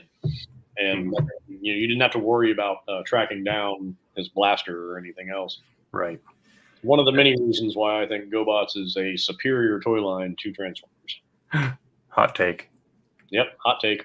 That was the GoBots is another one of those things. Like I knew about it, just by osmosis through collecting as an adult collector. Like, yeah, here, oh, GoBots, okay. Like, just certain things you kind of learn just by perusing the eBays of the world. But I didn't realize I had GoBots in the house until I was much older. Was it Monstrous or something like that? The one that had all the kind of bat-looking guys that combined. Mm-hmm. Yep, he was one of the last combiners they had, and he was all like the creepy. They were like monster cars or something like that, and they all looked like bats and lampreys and everything else. Yeah, we had. I'm sure my older brother had the whole set. If it came as a set, I don't know, but I know for sure we had the blue one and the purple one. Their names couldn't tell you, but I know for a fact that we had them. But yeah, the cartoon's a hard one with that one because it's Hanna-Barbera and it's got kind of a kiddie sensibility as far as the animation goes, but some decent voice acting in that one, and that one gets way better as it goes, the storyline, and they explain them having emotions and things like that, because GoBots they're living beings that have their minds put into these machines. So that's why they had females a lot earlier than Transformers, and females were prevalent in that show as GoBots. And so it kind of defined their motives a little bit better than Transformers ever did for me, because to me Transformers were like, okay, well, they're robots and then they're cybernetic organisms or whatever, but they're still robots. And why is RC a girl if they're robots? And why does Megatron want all this stuff when he's a machine? And the GoBots, it's like, oh well, they've got living like minds inside of them, so there's still that desire, and like the motivations made a lot more sense. So I don't know. I could probably do a whole dissertation on GoBots, but yeah, they're way better than they get credit for. Yeah, that's the one thing I'll definitely give them is the toys definitely looked a lot more like the characters than Transformers did. Well, another silver bullet with those, and you're 100% right. They were affordable, Hmm. way more affordable than Transformers were, and they are mostly all in scale. Hmm. Yeah, that was Huge. even as a kid. I, I I was aware of Transformers. You know, my brother had some. We had what is that thing called? It's the not Psych Out. That's a GI Joe. Psykill. Or no, Psycho. Psycho. It was the bat looking one. The silver car that turns into like a. Oh no, you're talking about Transformers now. You're talking about Rat Bat. Rat Bat. That's the one. Yeah, yeah, yeah. That was like, you know, we had that one, but predominantly my transforming expertise starts with Beast Wars. Oh, So, Beast Wars was amazing. hmm but I always had a hard time. I was like, why is this rat so big compared to a gorilla? Like, I always had a hard time with that as a kid. Yeah, Beast Wars is another one that gets a lot of hate and a lot of derision. Hmm. Beast Wars is the best written Transformers mythology out of all of Hmm. ever. Like it's the best storyline. It's a linear storyline. Hmm. Dinobot is Yes. probably my top three favorite fictional characters of all time. Hmm. For those, look no further than what is it called? Code of Hero. That Code of Hero. episode. Just if you don't watch anything else, and by the way, Beast Wars again, not sponsored or anything. It's free to watch on Tubi. Yep. Just watch that one episode, and you'll be like, "Holy crap!" If Code of Hero doesn't, if somebody watches that and it doesn't make them want to watch the rest of Beast Wars, then their taste is completely suspect. Mhm.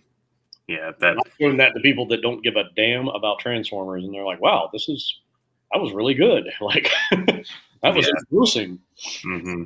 It's and you can draw parallels like, oh, you know, Rhinox is kind of the Ironhide of this group, and Rat Trap's kind of like the Bumblebee of this group, but they have like it's really only in size and kind of like uh, character model metaphor. Like, oh, Bumblebee was a VW bug and he's small, and Rat Trap is a rat and he's small, but their personalities are just totally unique.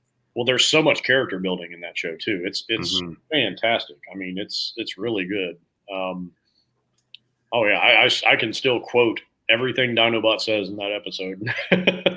Oh yeah, was it? As I tell you, to those who ask, tell Yeah, it truly, the good deeds as well as the bad, and let me be judged accordingly.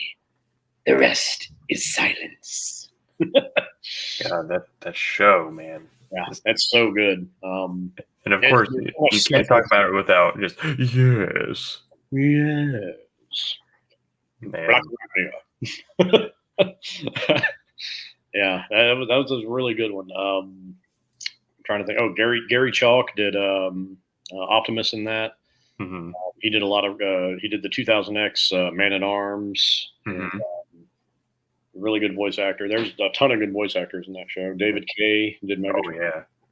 yeah, David Kay is one of those voice actors that you wouldn't even know it's him unless you see the credits because he just has such a range. Yeah, yeah, because he gets really low for Megatron, and then he's got a high range too, and that's hard. Hmm. Yeah, I loved it. Even the tertiary characters like Inferno, for the colony, the colony. my queen. Please don't call me that. Yes, my queen.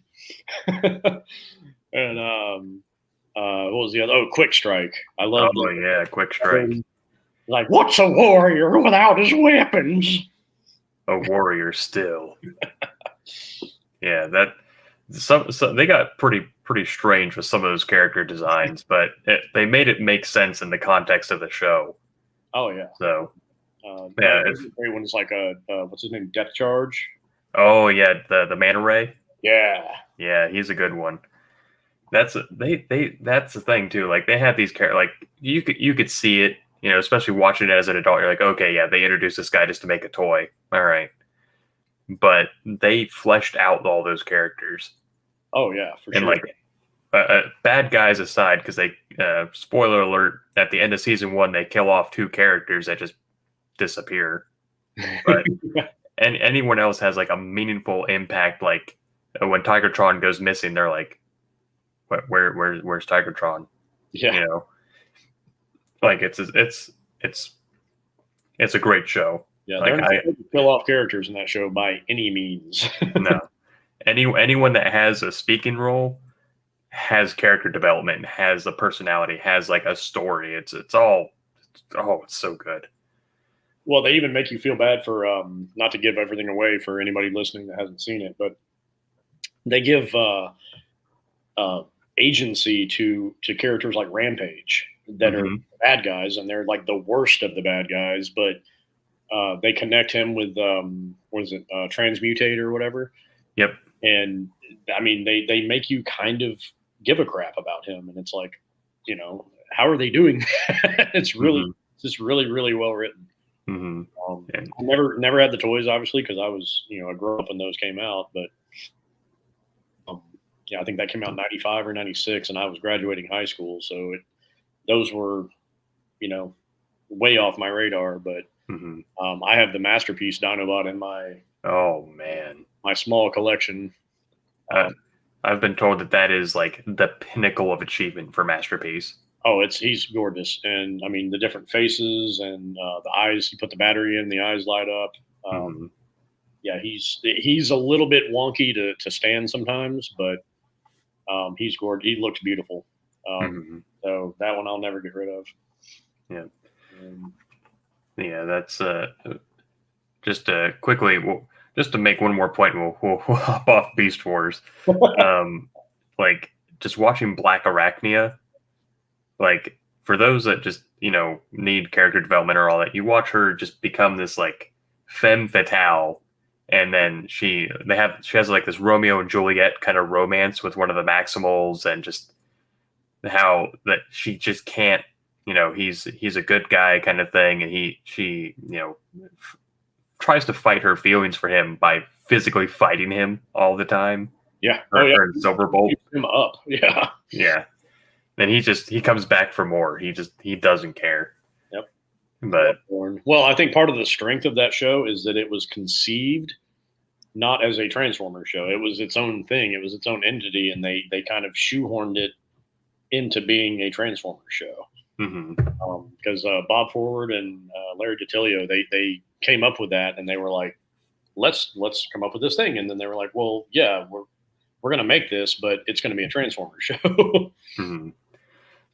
My friend, E-Type of Coins, the Place to Be Review, says the stream is bad and you should feel bad. Now, before anyone attacks him, Pete is a very good friend of mine, and anytime he does a stream, I hop in his chat and I paraphrase Zoidberg, so he's just showing some love. Oh, okay, cool. Well, I won't put you in the throat then. Yeah. So now there's a game I like to play on this show, and I played it with. I say I like to play like I've done it many times. I've only played it with Ryan, but I love this game. So I'm gonna pick a number, or no, I want you to pick a number. Sorry, between 6 and 12. 8. 8. Okay, now pick time of year. Summertime. Summertime. Okay, so you are now 8 years old during the summertime, and I want you to just walk us through a summer day. Like, what would 8-year-old Matt do when he wakes up in the summertime? What day? let's say it's 4th of July weekend. Yeah, summertime it didn't matter because I wasn't in school. But I would wake up, and if it depends on where I was. If I was in the neighborhood, I would basically wake up. If it was a weekday, then there wasn't a whole lot of cartoons on. But there was usually something smattered in the morning, like like the looser cartoons were on in the morning during the week. But I would probably eat some cereal, watch something, and go out of the house and just try to find somebody to hang out with. I'd get on my bike, I'd ride around, I'd go knock on doors. Back when we actually did that, and hey, is Wesley here? Is Baltimore around? Like you ask for your friends, and and if you can't find them, then you just kind of, I would have made do. I would have shot some basketball. I would have, done my own thing. More than likely, growing up in Florida too, like we always had the outside, we could always go swimming or, climbing trees and doing all that kind of stuff. But, that was my thing. I didn't have, at 8 years old, summertime, that would have been 86. Mm-hmm. So yeah, I was all heavy into GI Joe at that time. Mm-hmm. I know the 86 Joes were hitting then. Which is considered, I think, by many to be kind of like the best final year of GI Joe. It was a very pivotal year. There was still a lot of the 84, 85s in that line, and then there was a lot of the turning point stuff like Sci-Fi and Serpentor and the Bats and like the Cobra Stun and all that kind of futurism that was kind of leaking in. But you still had the Tomahawk, you had Leatherneck, and you had just a lot of that kind of hard-nosed military stuff. Yeah, we hadn't made it to Battle Force 2000 yet. Yeah, and that was everybody blames Sci-Fi, but Battle Force 2000 is really where it went off the rails. Even the 87 stuff, you still had Falcon, you still had Outback, you still had Tunnel Rat, which had a lot of Vietnam inspiration with him. And there was still a lot of those roots in 87. But when Battle Force 2000 hit, that's when it was like, okay, wait a minute. This is Rogers now. This is laser gun future stuff. This isn't G.I. Joe. And that's when, the tide really turned. And there's some good stuff that came out after that. Right. I'm not hating. I'm not an 82 to 86 purist, but that's when the whole tone changed. And they kind of had to, because everything was changing then.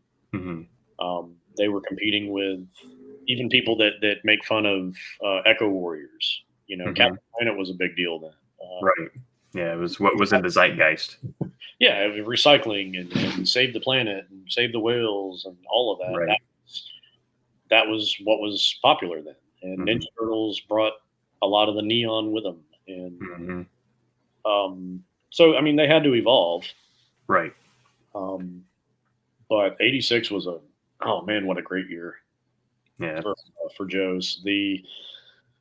I remember getting Low Light, Dial Tone, Leatherneck, and Mainframe at one time. I got those 4 on one trip to Walmart. And I remember I kept calling Dial Tone Style Tone because I didn't understand what Dial Tone was. Right.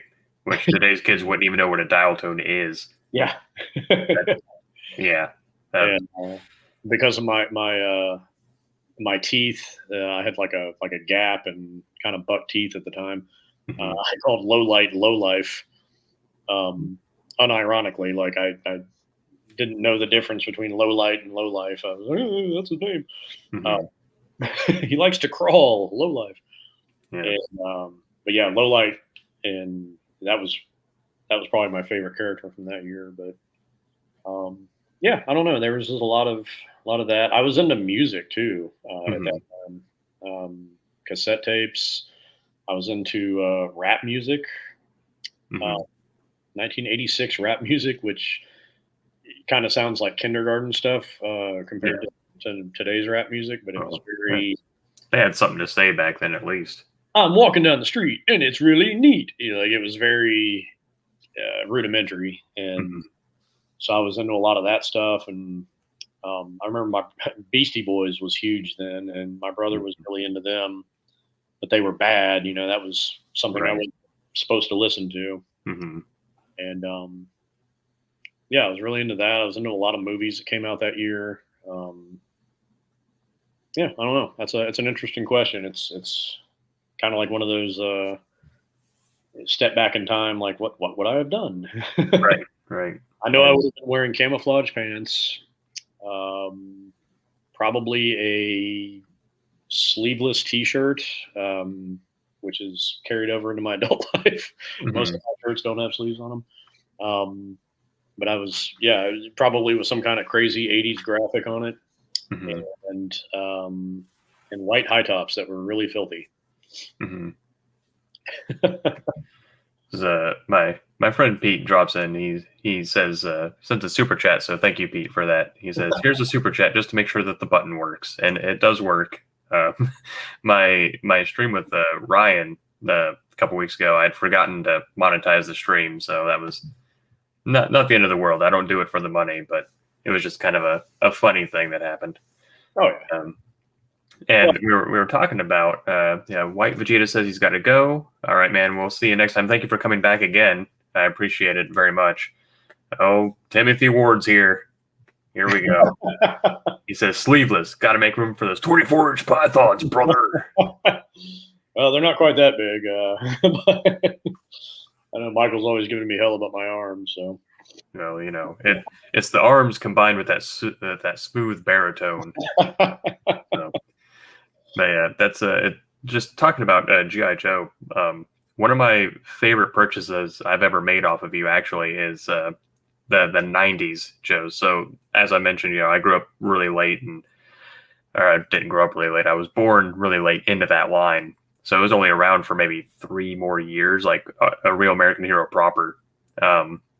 So all the G.I. Joes I knew on the peg were like Ninja Force and the Mega Marines, and you had this lot of like 10 Mega Marines and an Ice Cream Soldier or something like that.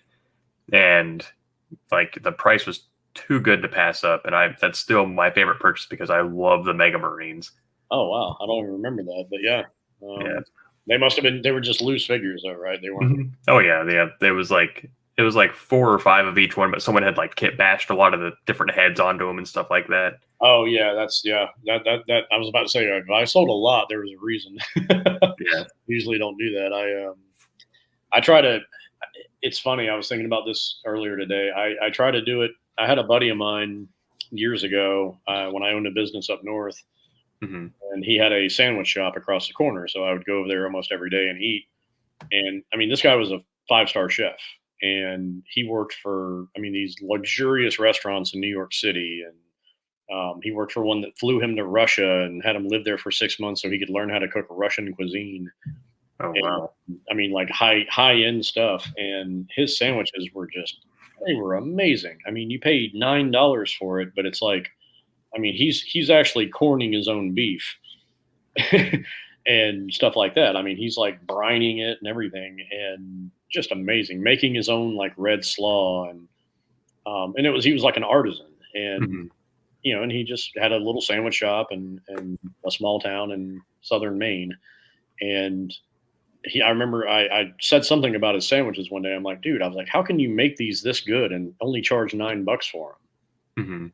And he said something, and it's, to this day, I'll never forget it. And I've said it many, many times.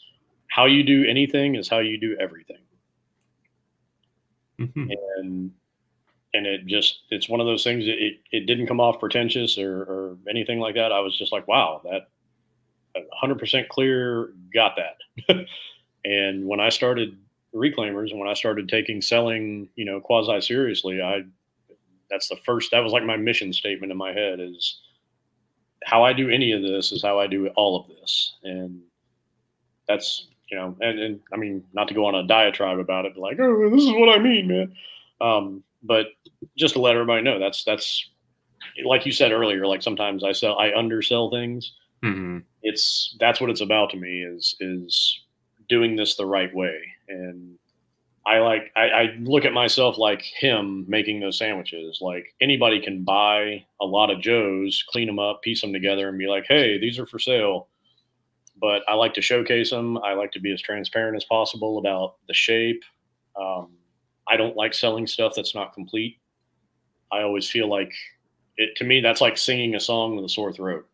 It's like you're not doing anybody, you're not doing it justice. You're not doing anybody any favors. It's like, here's a Flint. He doesn't have a shotgun, so that's why he's half price. It sucks. I know. I mean, it's hard. Like, I hate doing that. And that informs how I buy things too. So it's hard. It's hard to find stuff to put on the menu, so to speak. Right. And that's that's the way to do it. You always want to like I said, you undersell and over deliver. Like it's it's that wow factor because there's always those persnickety people because like almost everything is like dead mint when I get it from you. But if you sold it as like this is mint, someone would be like, actually, there's a scuff on the right foot. I would like 50% back, please. I rarely use that term because everybody gets their underwear in a twist when you say minty. Mm-hmm. What does that mean? It's either mint or it's not. Well, I used to say dead mint because when I look at something and I'm like, wow, I don't see any flaws on this. It's tight. It feels like it just came out of the package. To me, it's dead mint.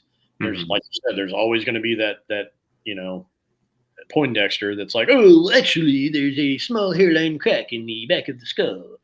And it's like, well, dude, I mean, I mean, if you want to heavily scrutinize things to that point, that's on you, man. That's your damage. That's not, right.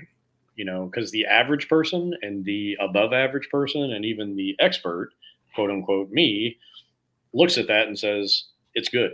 Like, that's good. Like and again, not to blow a horn or be like, hey, I'm not rubbing my knuckles on my chest here. I mean, I do this with great frequency, much more than most people do. So, I mean, if there's ever an expert, quote unquote, on vintage toys, I fall into that category.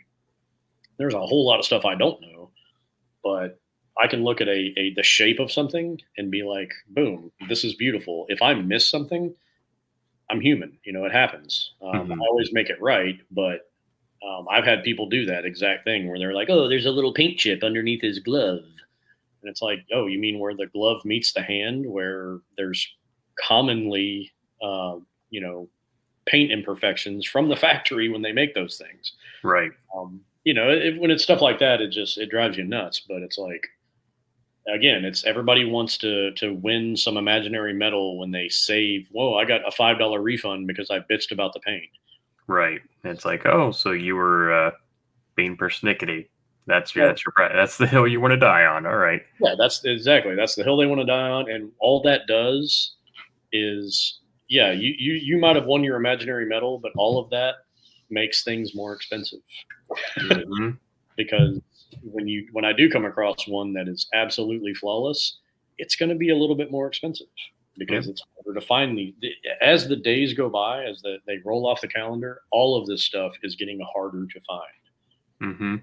Harder to find. I mean, I've seen figures that used to go for $20 go for $45 within 6 months because it's gotten to the point where, like, okay, here's a good example: a 1985 GI Joe barbecue. That figure was a $20 figure a year ago. I was in 3 different vintage toy shops. Well, not exclusively vintage, but toy shops here in South Florida today. I saw 2 of them. Both of them were over $40.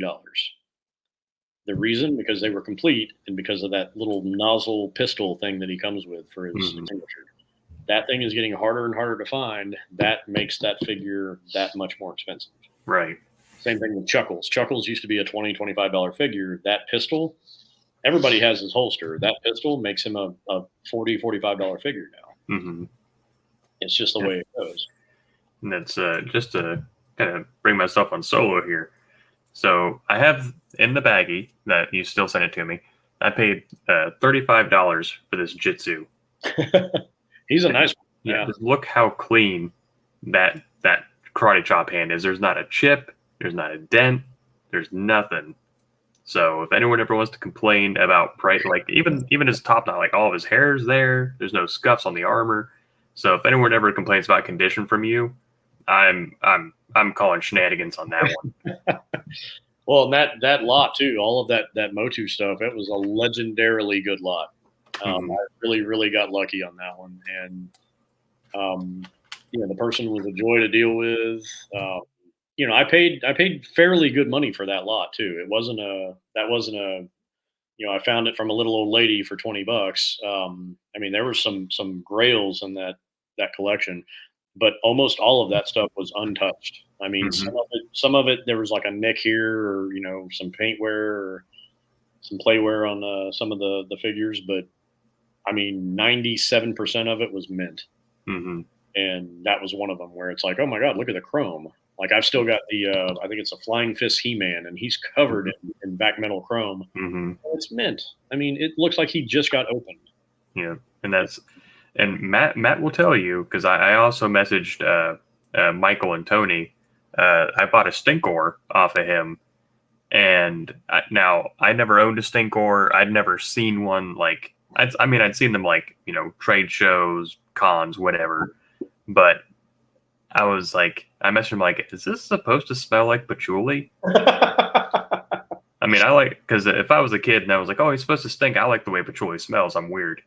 But they're like, yeah. And I was like, yeah, so this Stinkor I bought it off of you for like $25 or whatever it was, still smells like patchouli. Like strongly smells like patchouli. So I should have just lied to you and been like, no, man, I'm a total hippie. And I mean, I live in patchouli. Yeah.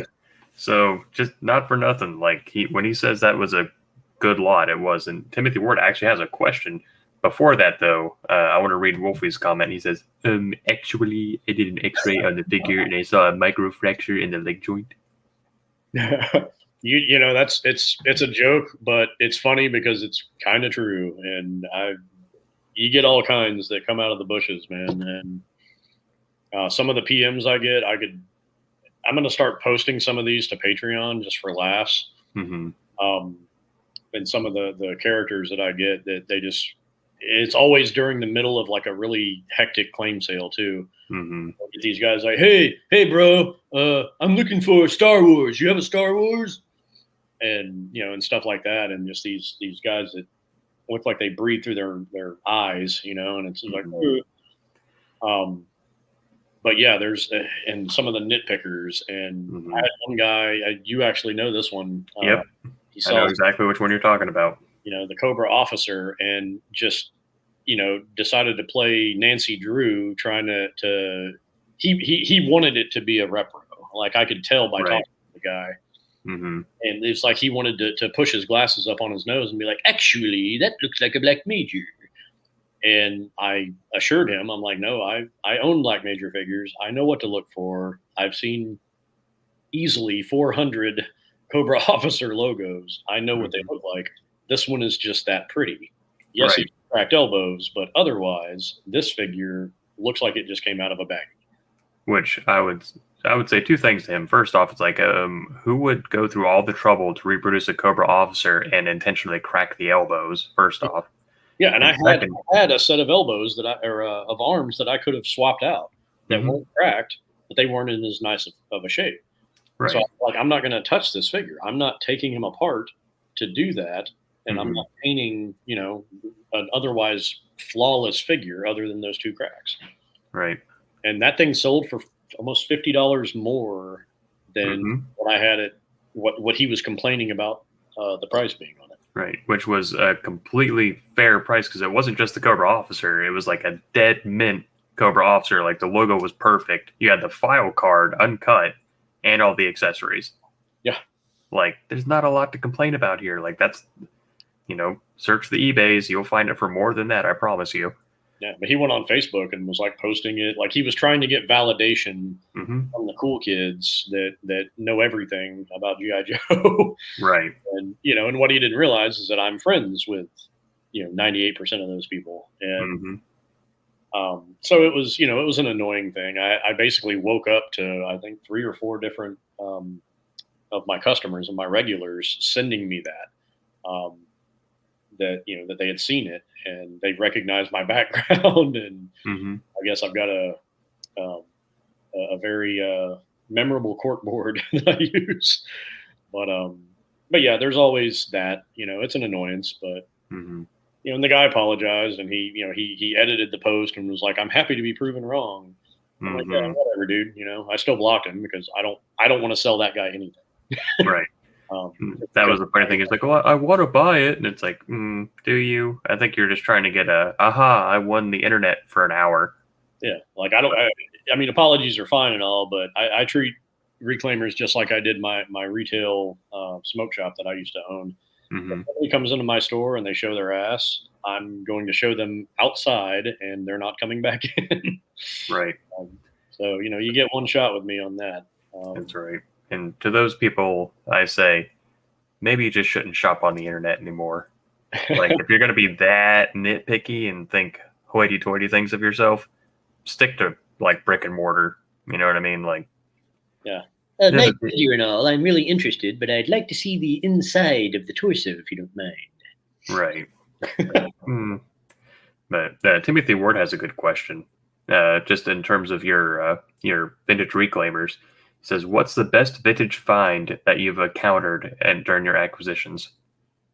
Ooh, the single best is going to be hard because I've had a handful of really, really good ones. I'm going to throw two out there. I had one. One was pretty much when I started Reclaimers.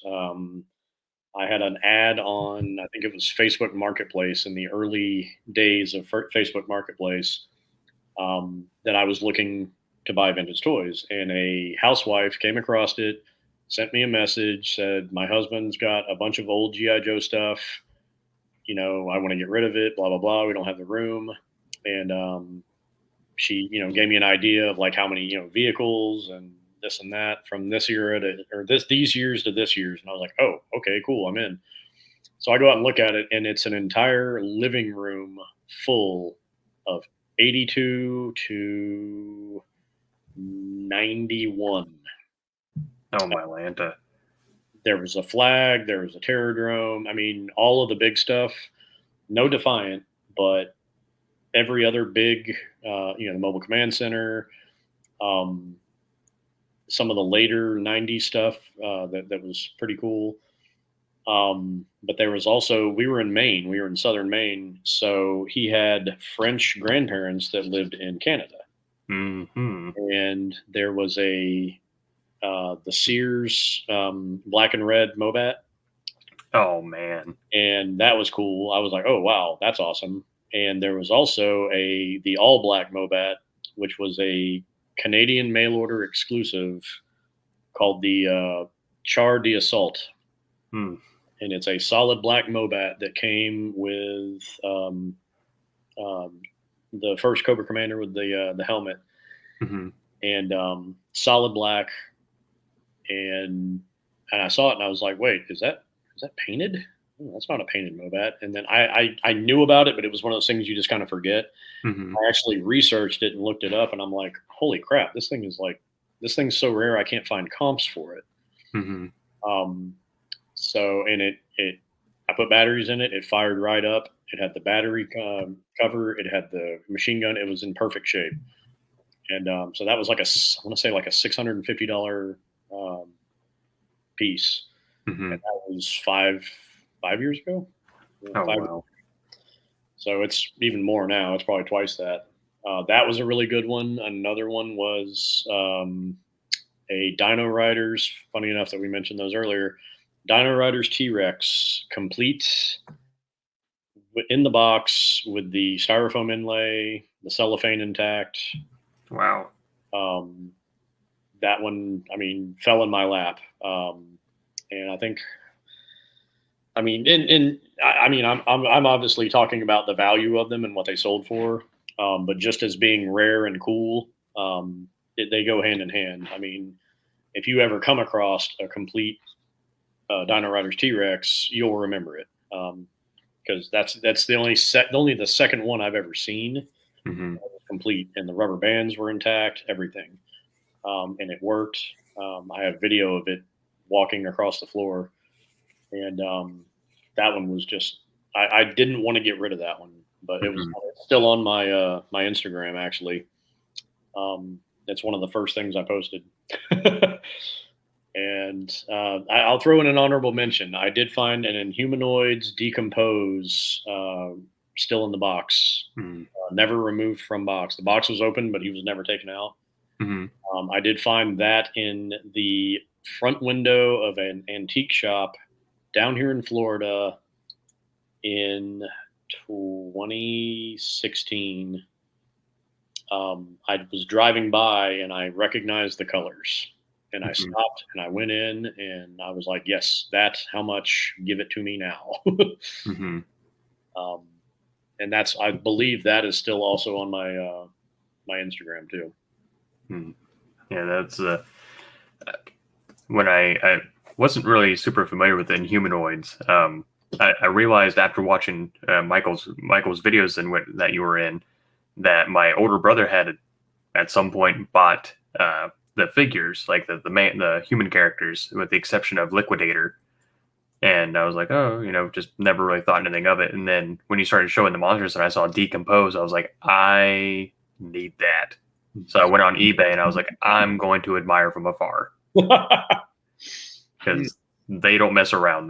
Those guys they're up there. Oh yeah. So Action Figure Expert here has a question. Okay. He says that you touched on it briefly earlier. He says, question, what, if any, is your limitation on army building? He has personally no limitation. And if you've seen his Instagram, he's not lying. I think army building's cool. I think the most of anything I had was when the 25th G.I. Joes came out. I think I had 15 or 16 Alley Vipers. Wow. I had a bunch of those Cobra Island sets that go for like $300 now. When they hit Ross, they were on clearance and they were like, I think they were like $12, and I bought a buttload of them. And I opened pretty much every single one of them and sold off the ones I didn't want and kept. I had a bunch of Range Vipers, a bunch of the Alley Vipers, and they were cool. It's one of those things with me, it's space. With Vintage Joe, I had one collection, one pick that I made actually at a comic and toy shop. The guy bought it off the back of a truck from a lady. I saw what was in there, just a couple of like hints, and I asked him if I could dig it. And he was like, yeah, sure. Anything you want, just pull out and we'll price it out. I mean, I got 5 minutes into it and I was like, I want this entire thing. And I talked the guy into selling it to me for double what he paid her for it. And it was one of those giant Tupperware bins full. And I think I gave him $400 for it, which he was like, okay, yeah, if you'll give me $400. And he, as he's ringing me up, he's like kind of thumbing through it. And he lifts up one of the trays and there's like those action figure trays from like the carrying cases. And he sees, Storm Shadow and a mint 83 Commander and Silver Pads Grand Slam with all the paint. All of these figures are mint, untouched. I mean, there's like a layer of dust on top, and then you lift them up, and everything's a time capsule. And then he starts having like second thoughts. At this point, there's like 4 people, customers like kind of gathered around, so he couldn't back out of it. Kind of little looky-loos and all that. Oh yeah, and they were like, "Oh wow, what'd you get? Oh, good stuff, huh?" I was like, "Yeah, I got it for $400." Like I kept jumping up and down on it, and so then I walked out with it, and I'm like, I completely lost my train of thought. What was I don't even know why. What took me there? What was I talking about? We're army building. Oh, army building. Yo, sorry. And so in that there was, I want to say there was 10 83 Cobra Troopers. Oh my Lanta. Color was, they were mint. Color was beautiful on them. All their weapons, no breaks, nothing. And I kept those for a long time. And I just got to the point where I'm like, a lot of people think that I have a lot of YouTubers and a lot of, sellers and everything else. They have these like giant collections. I learned years ago not to let my collection kind of creep too far. I have 2 IKEA Detolf cases full of my stuff, and there's stuff on top of them and everything else, but I pretty much keep things limited to that. I have a small glass case too, with characters from movies and things like that. And that's in my living room, and then like movie posters and things like that. But I don't do army building because of the space limitations, and I don't keep a lot of stuff because of that. Right. There's a lot of things I wish I could keep, And I mean, a lot of Reklaimers customers end up with things that I've had on my shelf for a year or two. Mm-hmm. And sometimes I'll say that, like I'll say this came directly off like my personal shelf. And to me, there's a pedigree with that where it's like if it's good enough for me to have on my shelf, Right. Yeah. because I mean, things get voted off the island here pretty regularly, and Mm-hmm.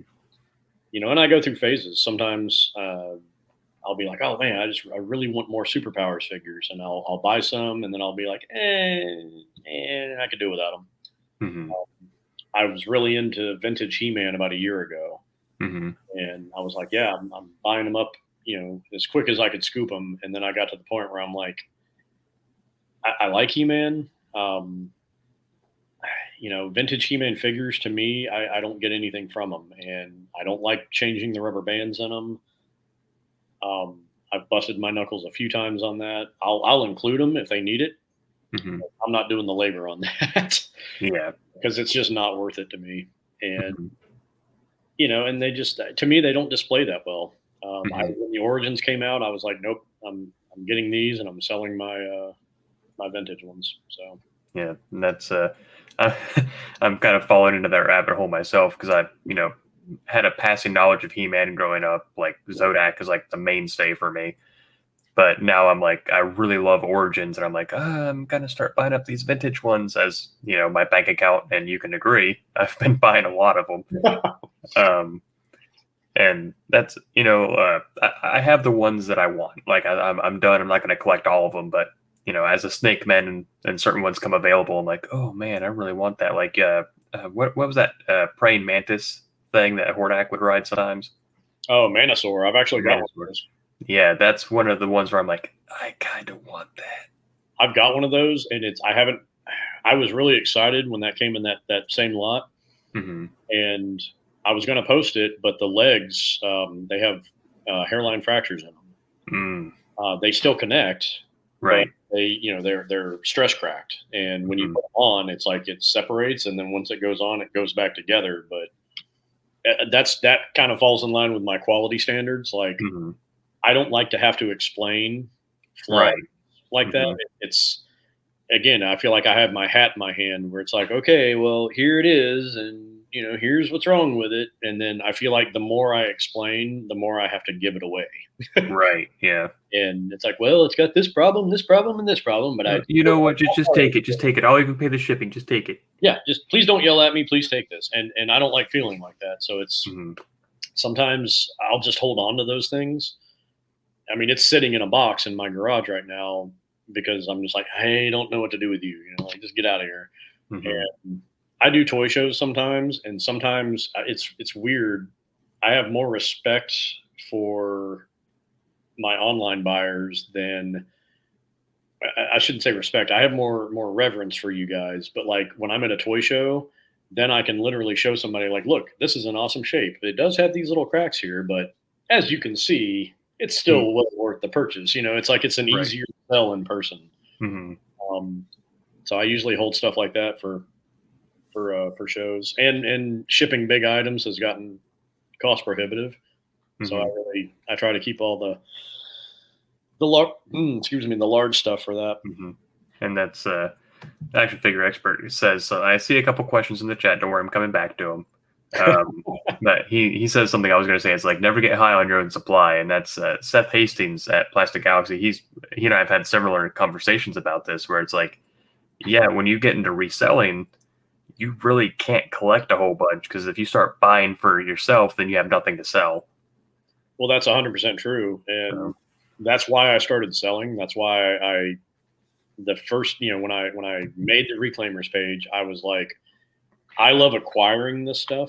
I love the hunt. I love the archaeology of it. I love unearthing this stuff. Like when I bought that lot I just mentioned at that shop, I love lifting that tray up and being like, the gold shines like in Pulp Fiction when they opened the case. It was just like, oh my God. Like, and it's not just money. It's not like I look at that and go, oh my God, I'm going to make $2,000. It's, I mean, I have a career, like I don't just do this. So I don't look at every one of these sales as like paying my water bill. Right. I do it for the enjoyment of finding this stuff and saving it. Mhm. And that's why I went with the name that I picked. Is like I'm reclaiming it back from not the literal Earth, but like I said earlier in the stream, the Earth kind of reclaims things, and Mhm. I'm taking it back. Where it's Yeah. like I'm reclaiming things that I had as a kid, and Mhm. and that you guys had as kids, and we're getting it again. Right. That's That's that's more important to me than anything else. But the Mhm. more, and then not to make myself sound like Saint, uh, Mother Teresa or anything, or Saint Matt or anything, but if I pay $20 for a complete Joe and I sell it for 40, I don't look at that and go, oh my god, I just made $20. I look at that and go, okay, well, then once I ship it, and then depending on if I have fees and things like that and processing, I might clear, 14 bucks on it. Mhm. I take that 14 bucks, that goes into the money that I spend to buy more stuff. Right. So it keeps the wheels turning, and Mhm. it and sometimes, yeah, there are things that I procure for, $10, $20, whatever, that sell for 200. Mhm. So you take the good with the bad. You take the big fish and you take the little fish, but Right. it all goes into the same stew. Mhm. And that's what keeps it moving. Yeah. But There's a video on your Patreon that you say as much as well. You're like, a lot of your kind of your profit kind of goes back into buying that next kind of collection to sell, and goes into your overhead of shipping and packaging and all that kind of stuff. well, it really does, and I get the same. Like it's funny. I see like certain collectors where they're like, "Oh, I'm fiending. I need to buy something." Hmm. I do that same thing, and it's the same exact thing that toy collectors are going through, wanting to buy things from guys like me.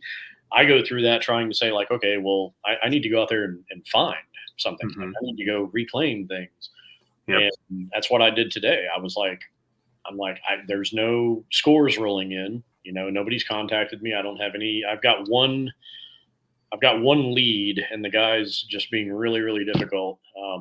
And he's local to me, and I just I can't nail the guy down on any date or time. Hmm. And but he's told me, oh, I got Silverhawks, and I got this, and I got GI Joes, and I got Star Wars, and I'm like, okay, let's do this. And I just can't make it happen. Hmm. So sometimes I overpay for things just because I want to have things to be able to do a claim sale Right. because I enjoy it that much. And Hmm. so anyway, Yeah. like I'm rambling. Wolfie here, it's not a question, but it does kind of form into a question that I had. He says, Dino Riders T-Rex. I remember more details about that Christmas morning than any others. Oh, And that I've talked to Michael about it, and Michael's mentioned it on his show a couple times, talking about like thinking back to your childhood. You're like, oh, that was the He-Man Christmas. That was the Transformers Christmas. That was, the Pog's birthday or whatever. What Christmas stands out to you the most from your childhood? Like that was like if you could recreate a morning in the way that you felt like, no, that was a Christmas of 85 when I got, this or whatever. Like what was like the like pinnacle Christmas morning for you? I I'm a lot like Michael, Michael from Retroblasting. That we have very his brother. When I was there at his wedding back in October, Hmm. and his brother mentioned Michael having, and he had a term for it. I can't. It was a really long word, and I can't remember it. And it's the first time I'd ever heard it.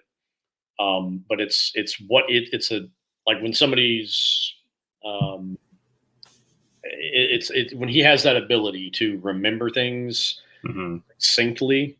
I have that too, and that's part of the reason Michael and I get along so well and we're such good friends. Is that we have the same kind of tactile memory, Hmm. and we attach it to things. Right. On one of his episodes, he talks about the B wing that he bought Hmm. after getting the allergy tests, and he talks about mask being Hmm. associated with swimming lessons. Hmm. I don't, and I didn't get Christmases where it was like all GI Joe or all Gotcha. Mask or all Transformers. I spread it out a lot. Hmm. That's just my personality. I was kind of like, oh, well, want to put all my eggs in one basket. I was like, Right. oh, I want the GI Joe Tomahawk, and I want 3 Defenders of the Earth, and I want or whatever. Like I would move it around, and I want a dual cassette radio so that I can make my own tapes. Right. Make my own mixtapes off the radio. Yeah, I can record off the radio. But I remember I attach certain things to certain Christmases. Christmas of '84, our house got broken into, and they stole 99% of the presents. Oh man. And, stole our bikes, stole my mom's jewelry, all that stuff. So that Christmas, she got the insurance money from homeowners insurance for the burglary. So she used that money to take us on a trip during Christmas break, and we were in South Florida. We went to Orlando to my uncle's. We went to Georgia to my other grandmother's house. We went up to South Carolina to my other uncle's house. So we just did this like giant adventure, and we got things along the way. So like Christmas '84 is always to me Breaking 2 Electric Boogaloo, because we saw that in the theater. And I got Optimus, and my brother got Megatron while we were on that trip. And I got Soundwave as well. And I think he got, because my mom had gotten like all of the G1 Transformers for the most part. Like they had like a buy one, get one or something at some store. And she bought like all of the art crew. She was pointing them out. She's like, yep, I got you the race car one. I got you the red Lamborghini. I got you the Army Jeep. Like she was, going down the whole list. But I mean, like, so Christmas '84 was that. And I remember during that trip seeing the Superpowers cartoon for the first time at one of our stops. I don't remember which house it was, but that was the first time I ever knew about Superpowers. As a line and as a cartoon.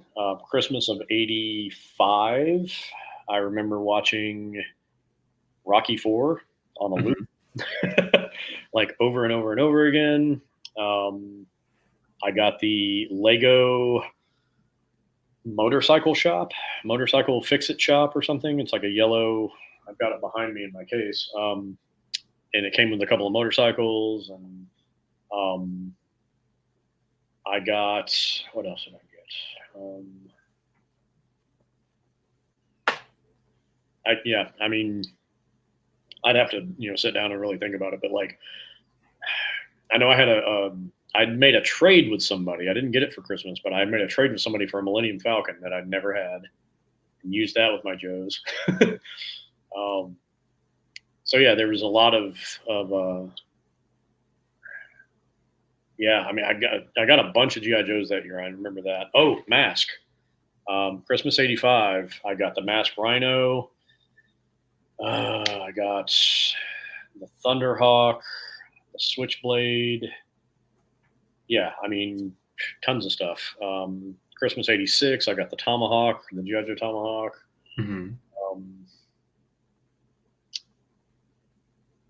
There was a lot of one-off stuff too, just like random things. I know I got a new bike that year.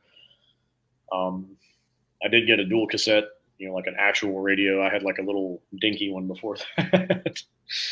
So yeah, there's Christmas mornings were always fun. Yeah, and see, we were a Christmas Eve openers too. So we would do like half on Christmas Eve and then half on Christmas morning. I got you. Yeah, single parent, so she always usually had to work the next day or whatever. So we had to kind of pick and choose. And that was, that's heartbreaking to hear about Christmas presents being stolen.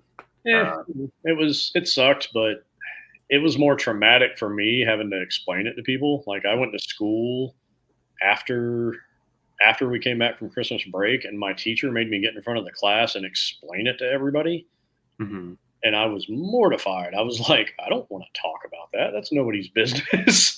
Right. Like, oh no. Like she wanted me to go up there and tell all the kids in my class, like, yeah, so be grateful for all the toys you got because all mine got stolen. Right. And I didn't know what to say. And I mean, I remember all my classmates just looking at me like, oh, okay, dude, you're kind of bumming us out here. Right. And I know that in hindsight, that's all just stuff. And, I'm sure the memories that you made doing that trip is just something that you can't put a price tag on, at least, metaphorically. And, I, as a kid, that's probably the worst, but, you had your health and everything else. And it's one of those that would make for a good Christmas movie, I think. Yeah, it was. Yeah, it was a fun time. I mean, every time I see or hear anything from Breaking 2, I always remember that, and I was just like, how I thought that was the coolest movie in the world in 1984. Right. I was like, yes. Yeah. So Timothy Ward here has a good question, and feel free to answer this as a kid or currently. He asks if there's any big purchase regrets. I like to think of it like, as a kid, you see that thing on the shelf, like the colors grab you, and you're like, "Oh man!" You get home, you're like, "This toy sucks." Okay. I didn't know that's what he meant. I thought he meant like buying a big lot of stuff right. or something. It could be either or. You can feel free to answer it both fashions. I like your version better. Big purchase regrets. Nothing's coming to mind. I mean, there was always those toys that kind of sucked, especially back then because there was such a deluge. I not to rub it in or anything, but I hate that you missed out on the 80s as a decade for buying toys because it was. I mean, you couldn't turn your head without seeing something new. Right. And it was such an experience and such I mean, it's the reason, most of us, all of us are sitting here right now. And the first thing about this is that it made such an impression. It was such a huge part of who we were and what we became. Right. That there was a lot of stinkers as far as toys went back then. I remember Starriers being such a cool, and to this day, Starriers are cool. They look neat when they're on a shelf. As a toy, they suck. Like there's almost nothing you can do with them. They're basically just slightly movable statues. The wind up always breaks in them. I was really excited for Starriers, and then they just kind of, and it's definitely a wah wah kind of moment. Honestly, I got a lot of that from Transformers too. From G1 Transformers, the mythology of Transformers I loved. I loved the show. I loved the idea. The toys themselves, they're a pain in the butt. And when I was a kid, I remember just being like, I don't want to have to keep doing this. Like, I don't want to have to keep turning Optimus into the truck because it's, it kind of wears them out as you're doing it. But once he was the truck, I'm like, okay, well, I kind of can't wait till he's the robot again. Right. And also it kind of, because I played with, like I mentioned, Beast Wars, they had some flip formers like Rat Trap. You just flip his tail and he transforms. It was easy. But like the bigger ones, like, like Optimus for you, I found that broke the immersion in playtime because it took so long to sit there. You couldn't just go and they were transformed. You had to sit there and turn this, flip that. Yep. Yeah. Well, I'm transforming while the bad guy's just kind of sitting there twiddling their thumbs like you ready to fight. I'll be right back once I'm a robot again. That's right. Well, and again, that's coming back to the GoBots thing. I think that's why they're better is because you can transform a GoBot in 2.5 seconds. And, it's a almost instantaneous, and they're extremely simple. They're just, to me, they're a much more effective toy line. That's why I was way more into those. And you could go back and forth faster, and I mean, they looked good in both for the most part. Some of them were just like, I'm a robot. Look at me. But they were just, I don't know. A lot of Transformers really, really let me down. I remember a lot of G.I. Joes let me down too. And the main spot that they would let me down is the face sculpts on a lot of vintage Joes. I remember being so excited for Lift Ticket because I was like, "Oh, cool! It's like he looks all awesome on the the box and everything, and he's got like the color scheme and everything." I was like, "He looks like a badass like helicopter pilot, and the molded on helmet and the and the way it was all like distorted and huge looking, it looked like somebody inflated his head. Mm-hmm. And I was just like, oh, and what can you do? Right. A lot of them, a lot just had, like Road Pig. I remember thinking Road Pig is a dreadnought and being like, oh my God, it's like a Mad Max dreadnought. That's awesome. And then you hit him and he looks like Barney Rubble. Mm-hmm. Yeah, that's I liked Road Pig because he had like that kind of football armor. He reminded me of what were they called? The tag team guys from the Road Warriors. Yeah. Yeah, that's what they reminded me. I was like, oh man, this guy looks cool. But I had to grow up with the neon Road Pig, so there's that. Ooh. And also, not for nothing, I know you said that the 80s were great for toys. The 90s weren't so bad. We had Waterworld toys. That's my distinct memory of the 90s is like a lot of licensed product. Like we had Dragonheart toys and Waterworld and like a lot of movie licenses. I feel like movie licenses is what kept toys going in the 90s. Yeah, every movie had one. Demolition Man had toys, and Last Action Hero. I saw one today. It was a Arnold Schwarzenegger Last Action Hero when he's dressed up like Hamlet. Oh yeah, he launches the skull out of his hand. Yeah, and I'm like, I saw it in a bag, and I'm like, that's Schwarzenegger dressed like Hamlet from Last Action Hero. $15. What? Who would pay $15 for that? Like, I wouldn't pay $5. Who has that much love for that scene in that movie? And it's like, oh, ugh. It's like 30 seconds. It's literally a trailer inside the movie. That's all it is. Yeah. I had 3 of those figures as a kid. To be or not to be, not to be. Yeah. That specific figure I got over and over and over from well-intentioned aunts and uncles. Wow. It was like a Christmas, it was a birthday, Christmas, birthday, like just 3 in a row. I got it 3 times. I was like, and being the ungrateful little snot that I was by then, I was like, I already have this one. That was the worst thing to have to do is when you got something. I mean, everybody got socks and underwear and it was like, oh, thank you. But when you got a toy that sucked, that's the hardest room when you're a kid is like trying to fake that. Because I remember being all into Legos and my mom got me some Tyco Mega Blocks or whatever they were, the Tyco Legos that sucked. And she gave it to me. It was either a birthday or it might have been like a Christmas Eve type thing. I think it was the night before my birthday. Like she was all proud of it. And she gave it to me and I opened it and I was like, oh, this is going to be awesome. And then I opened it and I was like, oh, cool. I don't really have any of these. Like, yeah. And she was like, yeah, it's Legos. And I was like, yeah, I guess it'll work. Yeah, but it's not the same, Mom. Cool. Yeah. And it's like, you just kind of deflate. It's such a bad thing. That's it's funny that you bring up blocks and things because I can think of a couple times where I got something for my birthday or for Christmas. And I'm like, oh, gee, thanks. But they would come back around like a year or 2 later, and I'd be like, wow, I'm really glad I got these. And I'm thinking specifically of those gigantic fucking I swear on this show, it's not a big deal. Oh, okay.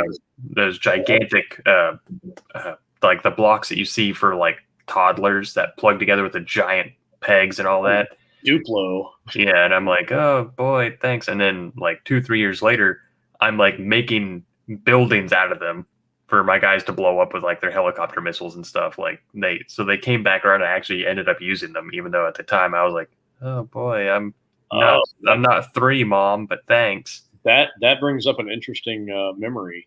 I remember literally begging for Lincoln Logs. Oh man. Because my babysitter had a old like early 70s like jar and it had like a cap and all that of Lincoln Logs, and I would play with those things at her house, but I didn't have any of my toys there. And I remember asking my mom and my grandmother, like, buy me Lincoln Logs, and they always thought I was kidding. They're like, you don't want those are old toys. And I was like, no, I want those. And they're like, I don't want those things all over they don't want to step on them. It's like the whole Lego. And I'm like, you're not gonna step on them. They're wood. Right. Smooth. And I wanted those so bad so that I could build buildings for my toys. and I never got them. And it was just such a like shaking your fist at the sky, like, why? Right. That was actually I had a wooden set of those Lincoln Logs, the ones that made the cabin, and it was my dad's set from when he was younger. I He gave them to me. I just up until probably, I don't know, 5 years ago, I thought I was the only one who knew. I thought Lincoln Logs was what he just called them. I didn't know it was a real thing. Yeah. And I was like, oh, it was just this wooden thing. And I would build that cabin, spend the God knows how long sitting there building it, connecting all the things, putting a little chimney on top, and then immediately demolish it with like Godzilla or something. Yep. Like a roller coaster ride. All that build up just to, okay, we're done. Well, those and Tinker Toys and just like wooden blocks. Like I wanted those so bad, and just it was like, nope, ha ha ha. Mm-hmm. Here, use this styrofoam. So we got action figure expert here asking the heavy hitting questions. Do you prefer Popeye's chicken sandwich or Chick-fil-A? Oh, interesting. Inquiring minds want to know. I prefer PDQ chicken sandwiches. But if I had to pick between those two, I'm going Chick-fil-A. They're both good, but I'm not on the Popeyes chicken sandwich hype train, though. So you live in the wondrous land of Publix too, so yeah, oh yeah, yeah. I can't eat Publix subs though because everybody loves Publix subs, but the bread they use is so chewy it gives me a headache. Oh yeah, you're sitting there just grinding, your jaw's starting to hurt. Yeah, I can't chew anything that's that like beef jerky I used to eat all the time. I can't do it because like just all that chewing, it just makes my temples like pound. Mm-hmm. But good question though. Yeah. Let's see. So we've talked about regretful purchases as a kid.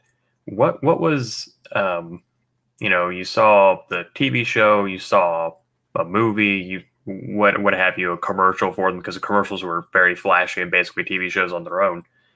What was something as a kid that you just absolutely had to have, needed it, couldn't wait to play with, and just, couldn't ever find it? Brave Star. When Brave Star came out, I saw a teaser ad for it I think it was in the back of like the He-Man magazine, the Masters Universe magazine that they used to have. It was one of those. It was either that or another one. And I love those too, by the way. That was like a behind the scenes inside baseball on like G.I. Joe or He-Man or whatever. It always felt really cool. Even though most of the issue didn't have anything to do with them. But I saw like a one sheet ad where it was Brave Star like leaning against something, and then you see like the broken down building behind him, and it's like I remember the tagline. It was like it was actually I'm paraphrasing because I don't know it exactly, but it was the roughest, New Texas. It was the roughest land in the universe or whatever. They needed 1,000 lawmen. They got one. He was enough. And I remember seeing that and being like, holy shit, like this is cowboys in space. I'm all in. And when I finally saw those figures in store, I never saw the cartoon as a kid. Didn't even know they had one until I was an adult. And when I saw those toys in store, I thought they were that doll size. So immediately I was like, strike one. Tex Hex and Brave Star, to this day, I have them in my collection. They are gorgeous, gorgeous figures. The posability on them is amazing. They're heavy. They're really well made. They're beautiful. I mean, to me, top 20 action figures of all time. But when I saw those two, I'm like, those two are cool. Everything else in that line, other than Thunderstick is cool. Didn't see him at the time though, but everything else about that line is stupid. It's the groundhog guys, the Scuzz and Fuzz, the lizard sandstorm guy, the handlebar thing. All of that didn't make any sense to me. And it was, I wanted, Thunderstick's awesome. He's a Terminator cowboy with a cape. I mean, that's awesome. A big green guy that throws plates. No thanks. I'm a kid. I don't get it. I don't understand that he's a bartender and all that. It didn't make any sense. It was like, 3030. I thought, oh wow, he's got a robot horse. That's cool. I looked at the back of the box. I remember this. Oh, he can transform. He's not transforming. You can just move his legs to where he's a horse rearing straight up. Right. Like, that's dumb. And after seeing the cartoon, 3030 is, I mean, to me, he's the best animal, quote unquote, animal sidekick character ever. I think he's a battle cat. I mean, he's an awesome best buddy sidekick character. He's super hardcore. Yeah, that toy is a nightmare. I've sold 3 of them. I had one in my collection, and it broke sitting on my shelf. Oh wow! Yeah, I had Brave Star in the saddle, sitting on my shelf, and walked in one day, and the legs, I guess, had given out, and it took a piece off of his belly. Oh no! And I was like, "You got to be kidding me!" But yeah, huge letdown. When I saw those, I was like, "Oh, those suck." Yeah, that was Brave Star is one of those ones that I had actually in my young adult life had seen more episodes of Brave Star than I had He-Man. Huh. Because I found the complete series of Brave Star at Walmart like 2011 for $5. Wow. So I sat down and I watched a bunch of episodes. I was like, man, this is actually really good. How have I never heard of this? It's not a bad show. It's the one where the kid drug overdoses gets all the press. That one's that one is it's interesting. They had a lot of balls doing that. It's like, he's dead. Yeah. But yeah, that's Tex Hex though. One of the figures I actually bought from you is just amazing. Great figure. Tex Hex is a terrifying character too. I love how manic and like crazy hillbilly he is. Or as Rob Zombie would say, hellbilly. Right. Yeah. I can't help but think that he was somehow informed in his youth by Tex Hex. Did Tex Hex touch you, Rob? Absolutely, I'm sure. Where did the bad zombie cowboy touch you? Yeah, that character design. I mean, it's very clearly a very Skeletor-esque, humanoid with a kind of zombie skeleton-looking face. But I feel like I've read that somewhere that Tex Hex. That's where that line came from. Is that Tex Hex was going to be a He-Man villain? Oh, I could see that. And Rio Blast was going to be his foil. That makes a lot of sense. And I feel like they ported him over to the Brave Star line. Kind of came from that. I know I've read that somewhere, and because the Rio Blast connection, but I can't confirm it right now. But I know I've read something like that. That makes sense, because I've seen Rio Blast, and I'm like, how does that fit into He-Man? Like, and there's some pretty weird characters, but Rio Blast was always like, it seemed like a New Adventures type of guy to me. Rio Blast, when I heard of Brave Star, when I saw that teaser, Rio Blast was out. And I remember seeing him on it was an Earl Norem oil painting. He did a lot of those for He-Man, and he's my favorite pop artist of all time. He's amazing. So whenever I post a He-Man picture, it's usually one of his oils. And they're gorgeous. They're photo real, and the anatomy and the musculature and everything. He does amazing work. Dude was like a paratrooper in World War II too. He's pretty awesome. But I had seen the painting, and it's Rio Blast and He-Man, and he's got the Mega Laser. It's not the Mega Laser. It's the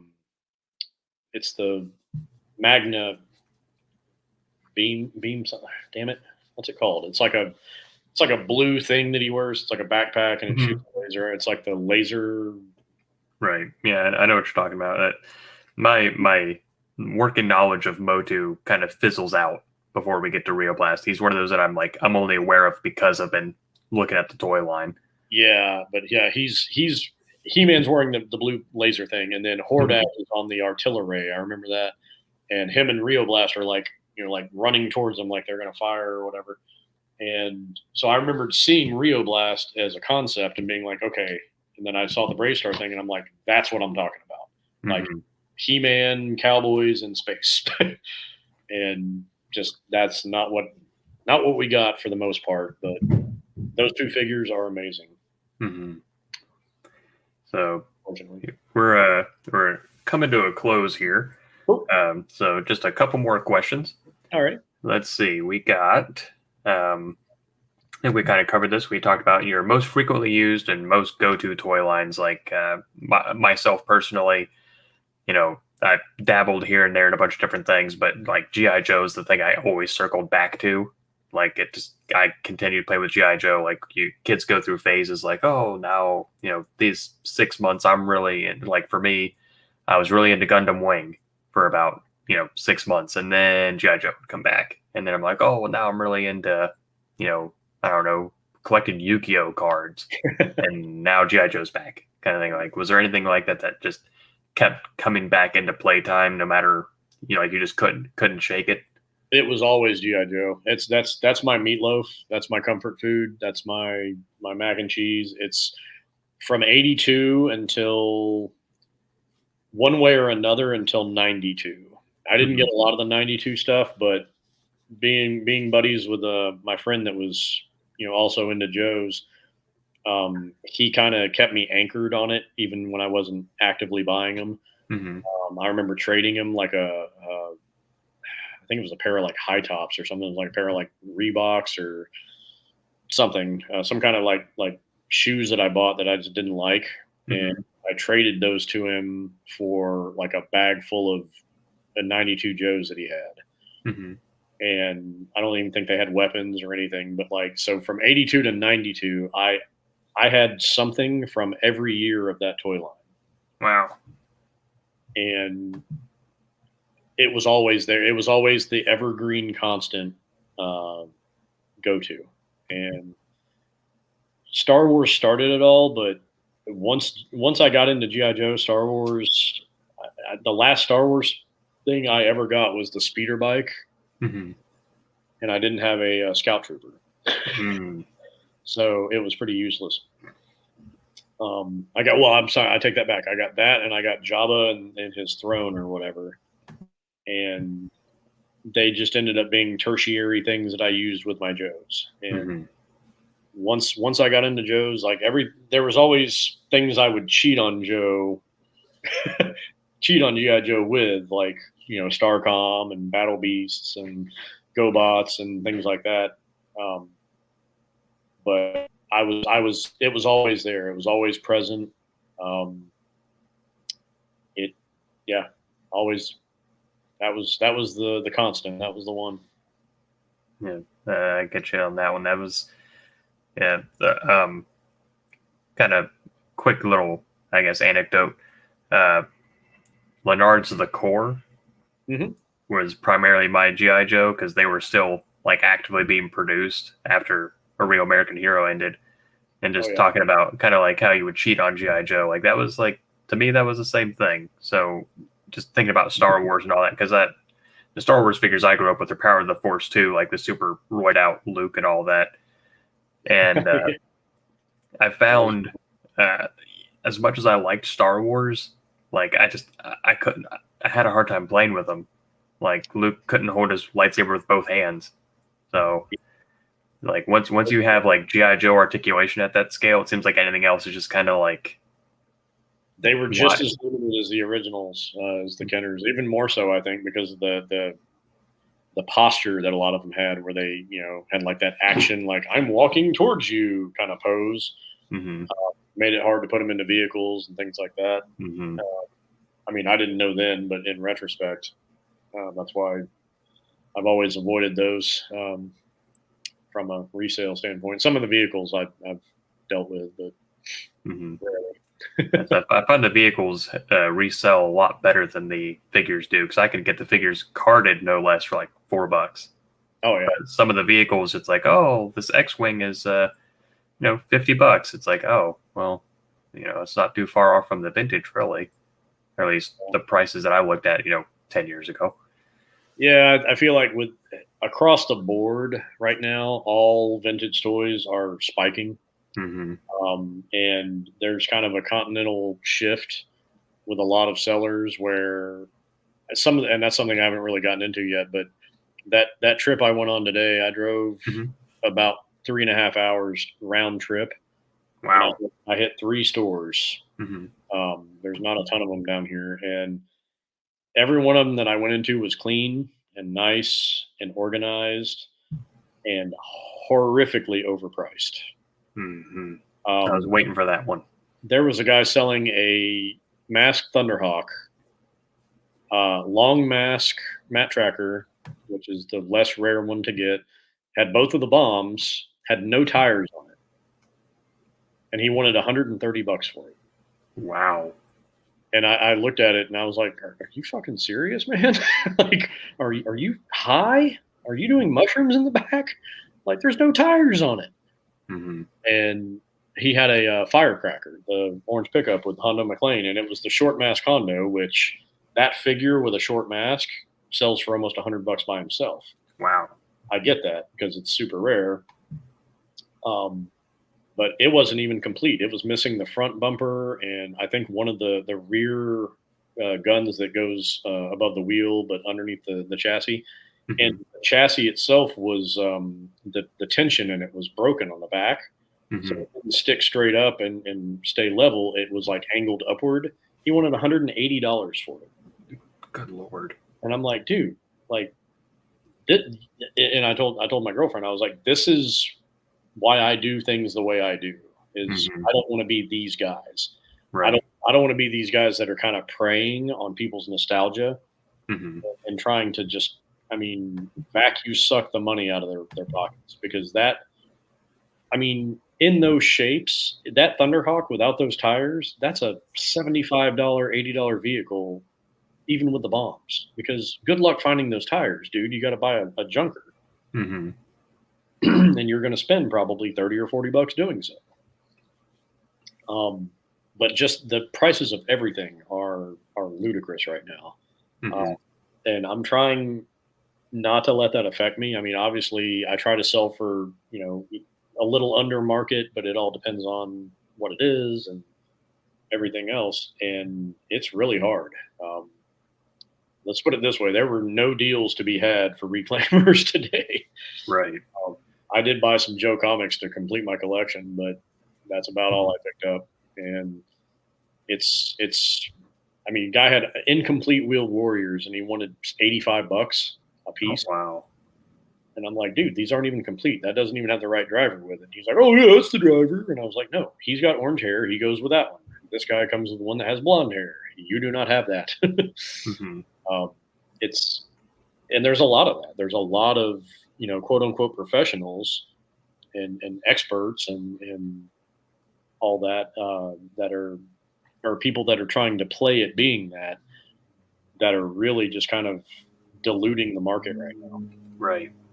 And I mean diluting like delusional, not diluting like water. Right. Yeah. That's one of my memories. Basically, what they're doing is they're inflating a price on something that's not realistic, and they're counting on people who don't know come in and spending that, and then that becomes the new market norm. They're trying to force the market. Right.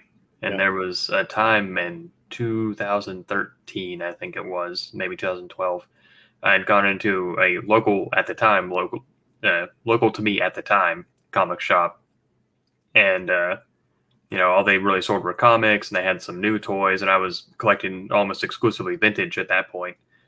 And a friend of mine who worked there, he was like, "Oh yeah, we got like toys and stuff down in the basement. If you want to go have a look." I was like, "Absolutely, I do." And so he let me rummage around down there with a headlamp because they didn't have lights in the basement. And they had odds and ends here and there, and I found this giant, like, gallon Ziploc bag full of vintage Star Wars figures. And I was like, "Oh, awesome!" There was, I don't know, probably like 30 figures in that bag or something, and they were all by I guess current definition beaters, because they all had very bad paint rub and yellowing and just not very good condition. And I brought that whole bag up and a few other things, and he's like, "Oh well, trying to price it out." And he's like, "Well, this bag of Star Wars is about $300." And I was like, "What?" And he's like, "Yeah, well, it should be more than that. I'm giving you a friends and family discount." Yeah. And I was like, and we kind of got in this little argument, and I was like, "Listen," I was like, "just vintage doesn't equal worth. Like, these are not in good condition. Like, there was like, a Tuscan Raider with no cape or anything like that. So it was like literal beater figures. And I wouldn't say we got into a heated argument, but the owner's wife was there and she's like, "What are you talking about?" I was like, "Oh, well, he's saying it's this much and it's really not worth it." She's like, "You know what? Give me $20. I don't want to hear any more about it." And I'm like, "Sold. Wait, here we go. Here's your $20. But it's just that there's a lot of people who just, they don't know, or they do know and they're just trying to, make a quick buck. But well, there's more that don't know what they're doing than there are that do. And right. That's a lot of people ask me why I'm only on Instagram and not in all of the Facebook groups and doing live auctions and all that stuff. Facebook is like going into like a Family Dollar where there's a bunch of people in there that don't like each other. Mm-hmm. It's just a matter of time before there's a fight or before there's drama. Right.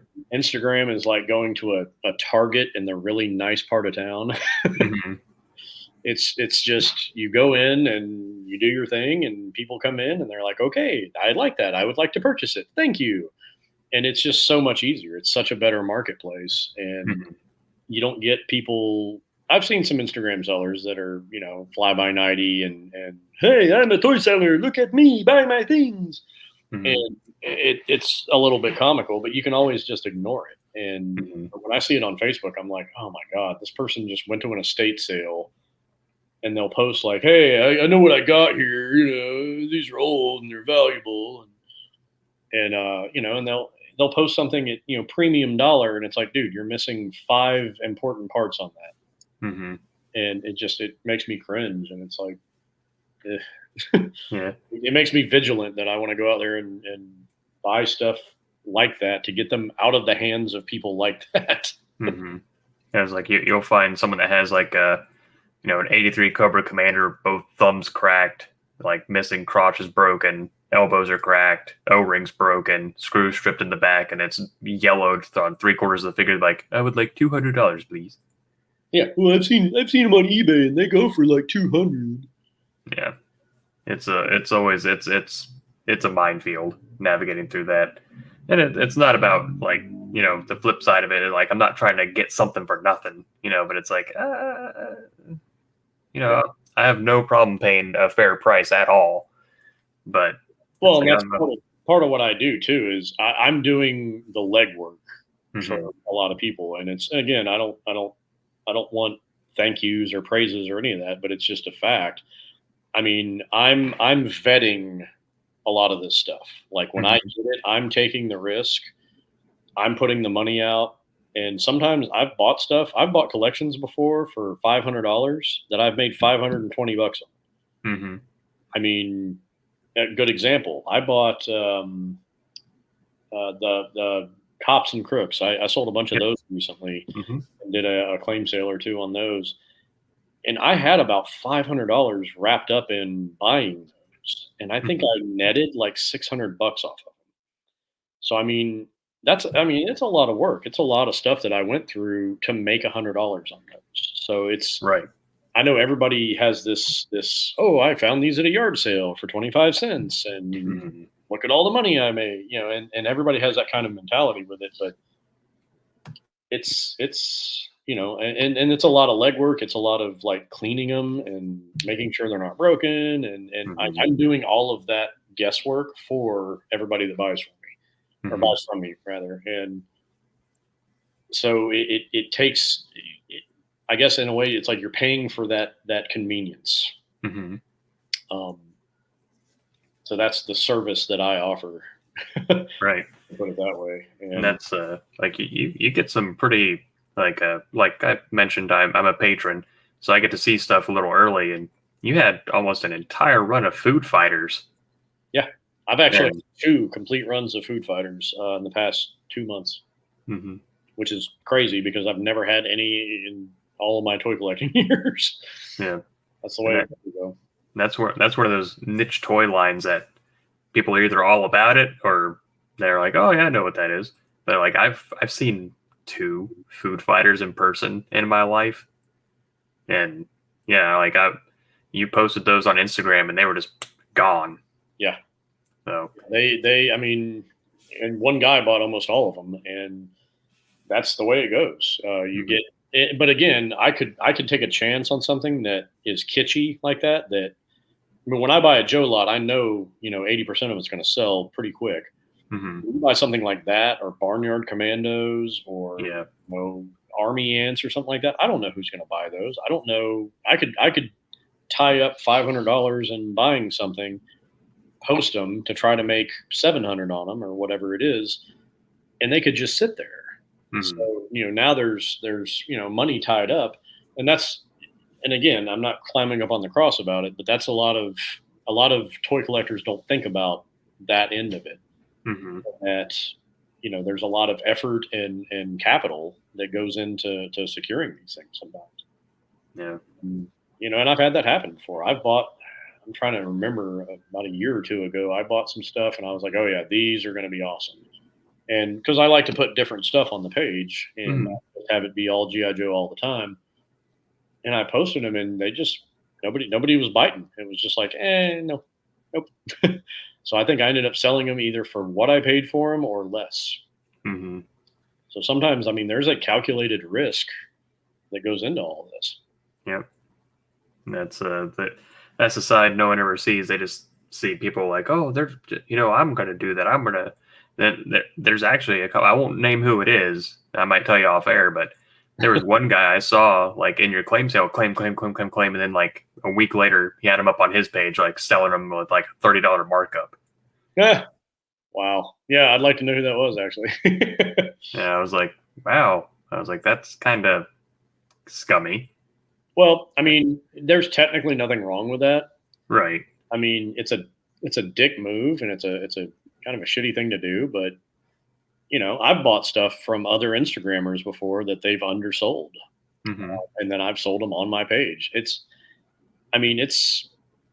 I wouldn't do it with a multitude of things, but if that's his market, that's his market.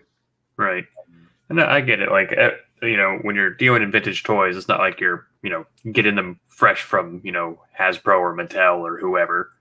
Like, that's kind of the wheeling and dealing how it works. Like, I used to make a joke that on eBay, I would be like, I'm pretty sure there's only like 15 Boba Fetts and people are just buying and selling them to each other. Like, because it'd be like, oh, like I'd see a Boba Fett on eBay and I'd, oh, I lost that bid or whatever. And then I'd see it listed again because it'd have like the same scratch on its armor. I'm like, okay. So. Yeah. Oh yeah, it happens. I mean, and I buy stuff on Facebook sometimes. Like somebody will post it. Good example. The last batch of the food fighters that I just sold recently, I bought on Facebook. I bought all of them from one guy, and then I turned around and sold them, and I made a profit on them. But but I feel like that's different. That's different than you're taking it from one audience to a different audience. Right. It's you're playing the same song in a different venue. Right. And that's different to me. Like but again, if I post something on my page and it doesn't sell and somebody claims it and then if I mark it down and say, I'm going to do it for $10 less or whatever. And if they turn around and sell it for $20 more on their page and sell it immediately, I don't feel bad because they have a different market. They have a different person or two people or whatever that want it that I didn't have. Yeah. So it happens. It's the guy I'm thinking of in particular is not a toy seller necessarily. He's like a collector. So he posts like pictures of his collections and every once in a while will sell something. But it's like he bought it specifically just to resell it. And it's like, but you just, okay. And it's a little out of the ordinary, I guess, because I'd be like, oh yeah, okay. I'd be like, oh, son of a bitch, someone claimed it. And then a week later it's on his page. I'm like, I'm not going to pay you $30 more. Like, I know what you paid for it. Like, and you paid a fair price and now you're overcharging. Yeah. Well, and a lot of Instagram sellers are good, good folks. I've dealt with a lot of them. So yeah, it's all good. Yeah, we're coming up here on the 3-hour mark. So, wow. Yeah. I get a little bit chatty, so. Nah, it's all good. It's good conversation. It's only 3 hours is only a problem if it's a slog with like an hour of silence. So, very quickly, just gonna show the fine people while you talk about your you know your wares and where they can find you. All these items here I procured from Matt over at Reklaimers. So it's not like you mentioned, he doesn't just sell GI Joe all the time or just sell He-Man. So I've gotten Exo Squad, GI Joe, Motu, and even Bronze Bomber here that was hiding in the little Roton here. So he gets a lot of kind of odds and ends, and this is only like a smattering of the things I've gotten from you, because I've gotten, Brave Star and just all sorts of stuff. So you never know what Matt's going to have. But tell the fine people where they can find you. I'm on Instagram under Reklaimers with a K _vintage_toys. I'm on Facebook, usually not as Reklaimers. I do have a Facebook page, but I don't pay any attention to it. And I was going to try selling on there in tandem, and it didn't. I don't have time for it. It's all I can do to keep my Instagram page tended to. And sometimes I'll sell on eBay, but I don't advertise that. That's kind of like my last resort. But so yeah, pretty much Instagram. I do have the Patreon, which is linked in my bio on Instagram. So that'll take you right to that. $1 a month gets you early bird access and 24 hours notice before I post anything on the Instagram. So you get to pick against a handful of people as opposed to 4,500 or whatever it is now on the page. At $5 a month, you get 5% off everything you buy. At $10 a month, you get 10% off everything you buy. So it's a good little perk. And all of those, of course, are linked in the description below to this video.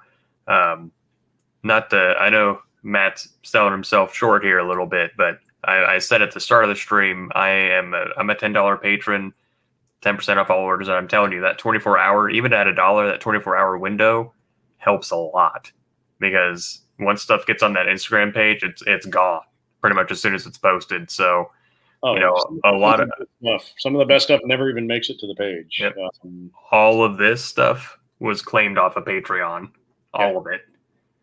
So, some of the stuff never even made it to the Instagram. And it's all top quality stuff. Like this Roton has all the stickers. None of them are dog-eared or peeling. Like it's perfect. And I think you only charged like $25 for the Roton. Yeah, it's in great shape, and that's one that I wanted to put more on. But when you look at the comps, sometimes the market is dictated by the comps, no matter what kind of shape it's in. Because you can get Rotons at every single toy show for $15. Usually they're not in that good a shape, but the market just kind of. Same thing with Fisto. Like that's a beautiful Fisto. Oh, absolutely. And make a little bit of noise right here. I'll even show you. Like people are like, "Oh, this is just a regular old Fisto," but like toes have all the paint on the fit. Like this is my childhood Fisto. So, just to give you a frame of reference, like look at this. All loosey goosey, like. The arm just doesn't even work anymore. Just free spins. The legs, he needs a he-band, definitely. But so when I tell you that it's good stuff, it's good stuff. Like and that's the original band too. I didn't change any of the bands in any of those Mercury figures. Those are all original. So yeah, like the twist works. The bands are tight. Like yeah. But that's another example. Is like, I mean, a Fisto is a Fisto is a Fisto when it comes to price. And even though the sword, the finger guard or whatever isn't broken and it's usually snapped on his sword, it's still a $20 figure. And you can't look at something like that and go, oh, wait a minute, this one's really, really gorgeous. I'm going to put $40 on it. It doesn't work. It's not there forever, because I've got some that are still listed on my page that I think are really good deals and no bites on them. Yep. Because there's there's lesser examples that sell for less, so people get it in their mind that that's what it should be. So, you can get beat to hell Mechanics all day long for $20. Mhm. I've got a minty one on mine for 40, and it's like, so he'll probably sit there for a while. Yeah, it's possible. And periodically, you'll go through and you'll actually lower prices on things. Yeah. For example, there was one thing I desperately wanted, but I couldn't pull the trigger on because I didn't have the spare money. You had a Marauder's Spirit. Oh, yeah. And like Freedom had his feet attachment still. Like it was beautiful. And Spirit is one of my top 5 GI Joes of all time. Oh. And I just told me. I was like, oh man, all right, I got the money claim. God bless America. Well, and I'm more inclined on the Patreon because I know if somebody's pledging $1 or $5 a month or $10, it's money, but it's more than anything. It's like it's you telling me that like you're serious as a buyer. So, I mean, if you reach out to me on Patreon, you say, "Hey, man, I really want that Spirit. Can you hold it for me for a week or two or whatever?" Mm-hmm. I'm way more likely to do that on Patreon for patrons than I am just some rando that pops out of the bushes on Instagram. Mm-hmm. Because I've gotten to the point now where I've been burned a couple times in the past few months where guys are like, "Oh, hey, if you'll hold him until Saturday when I get paid, I'll claim him," and then the guy just disappears and like blocks me or whatever, and it's like, dude, I'm not doing that anymore. So because that's food out of your mouth that you could have sold that already. Well, not only that, but I mean, 4 other people could have claimed that thing. Mm-hmm. But now they see it's sold or it's pending or whatever, and they move on. So it's not just the me not getting the money for it thing. I mean, yeah, that sucks, but I'm not going to go hungry. But it breaks down the machine of like getting these to people that want them, and that are serious. So I like to weed out people like that. But being a Patreon member gets you a seat at the table, so to speak, to, if you do see something, it's like, oh my God, I want that Whiplash, but I can't get it right now. Can you hold it until this weekend? Sure. No problem. And just to showcase one more. Rattler. And where's it at? Oh, yeah, that's right. It's under his little flap. Whoops. Boom. Like, still works. Like, you can't beat that with a stick. Is that a Rattler in your pocket, or are you just happy to see me? That's right. But yeah, so you can find Matt on Instagram, Patreon. I can't recommend him enough. Matt, thank you so much for coming in tonight and spending 3 hours of your Saturday or your Friday evening with me. Oh, no problem. So super fun. I love having these streams, talking about memories and all that. I know we talk shop a little bit, but it's good to get that kind of information out there, let the people know. So yeah, exactly. Yeah, thanks for having me, man. Absolutely. Thanks for everybody for showing up, and anybody that watches this. Hope you enjoy. A little peek inside the lives of both of us. Absolutely. So I plan to have more of these shows as people become available. I'm trying to do it every 2 weeks, thereabouts. So it's always a lot of fun. You'll be able to see both of us periodically, I'm sure, through Analog Toys and Retro Blasting. But importantly, Iconicon coming up in July. We're both going to be heavily featured and involved in that. So free online convention. There's no price of admission. It's going to be across a ton of creators' platforms through Instagram and YouTube and everything else. It's going to be a fun time. Yeah, so, anybody that's reading this, if you have heard about Iconicon, trust me, you haven't heard anything yet. There's some really exciting stuff. I think tomorrow we're going live with all the websites. Yeah, tomorrow, May 1st, the website's being launched and everything else. So yeah, I'll be all over Iconicon. People are going to get sick of me. Yeah, like anything you think you've heard about it, like Matt said, no, that's only like the tippiest of the tippies of the iceberg. Like we're coming out full force, as they might say, maximum effort.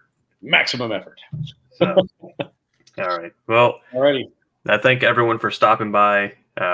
if you are new to the channel and you like this kind of content, I ask that you subscribe. And more importantly, I ask that you please go follow Matt on Instagram. And seriously, $1 a month, like just to get 24 hours access, like just go look at his Instagram and you'll see things on there and you're like, oh, wow, this is cool. This is cool. Claim. Damn it. Just think, for $1, you would have access to that before anyone else on it. And that's, there's only, like you said, a handful of us on Patreon, but you have almost 5,000 on Instagram that you're fighting against. So if you're a vintage collector, I'm a $10 patron, but if you collect vintage toys, it's very easy to spend $100 even in a day, let alone a month. So if you spend $100 through Reklaimers and you do the Patreon, then your Patreon pledge is already paid for itself, just by rules of percentages. So anyway, thank you everyone for stopping by. Click like, all that kind of stuff that you always hear, and we will see you next time. All righty. Have a good night.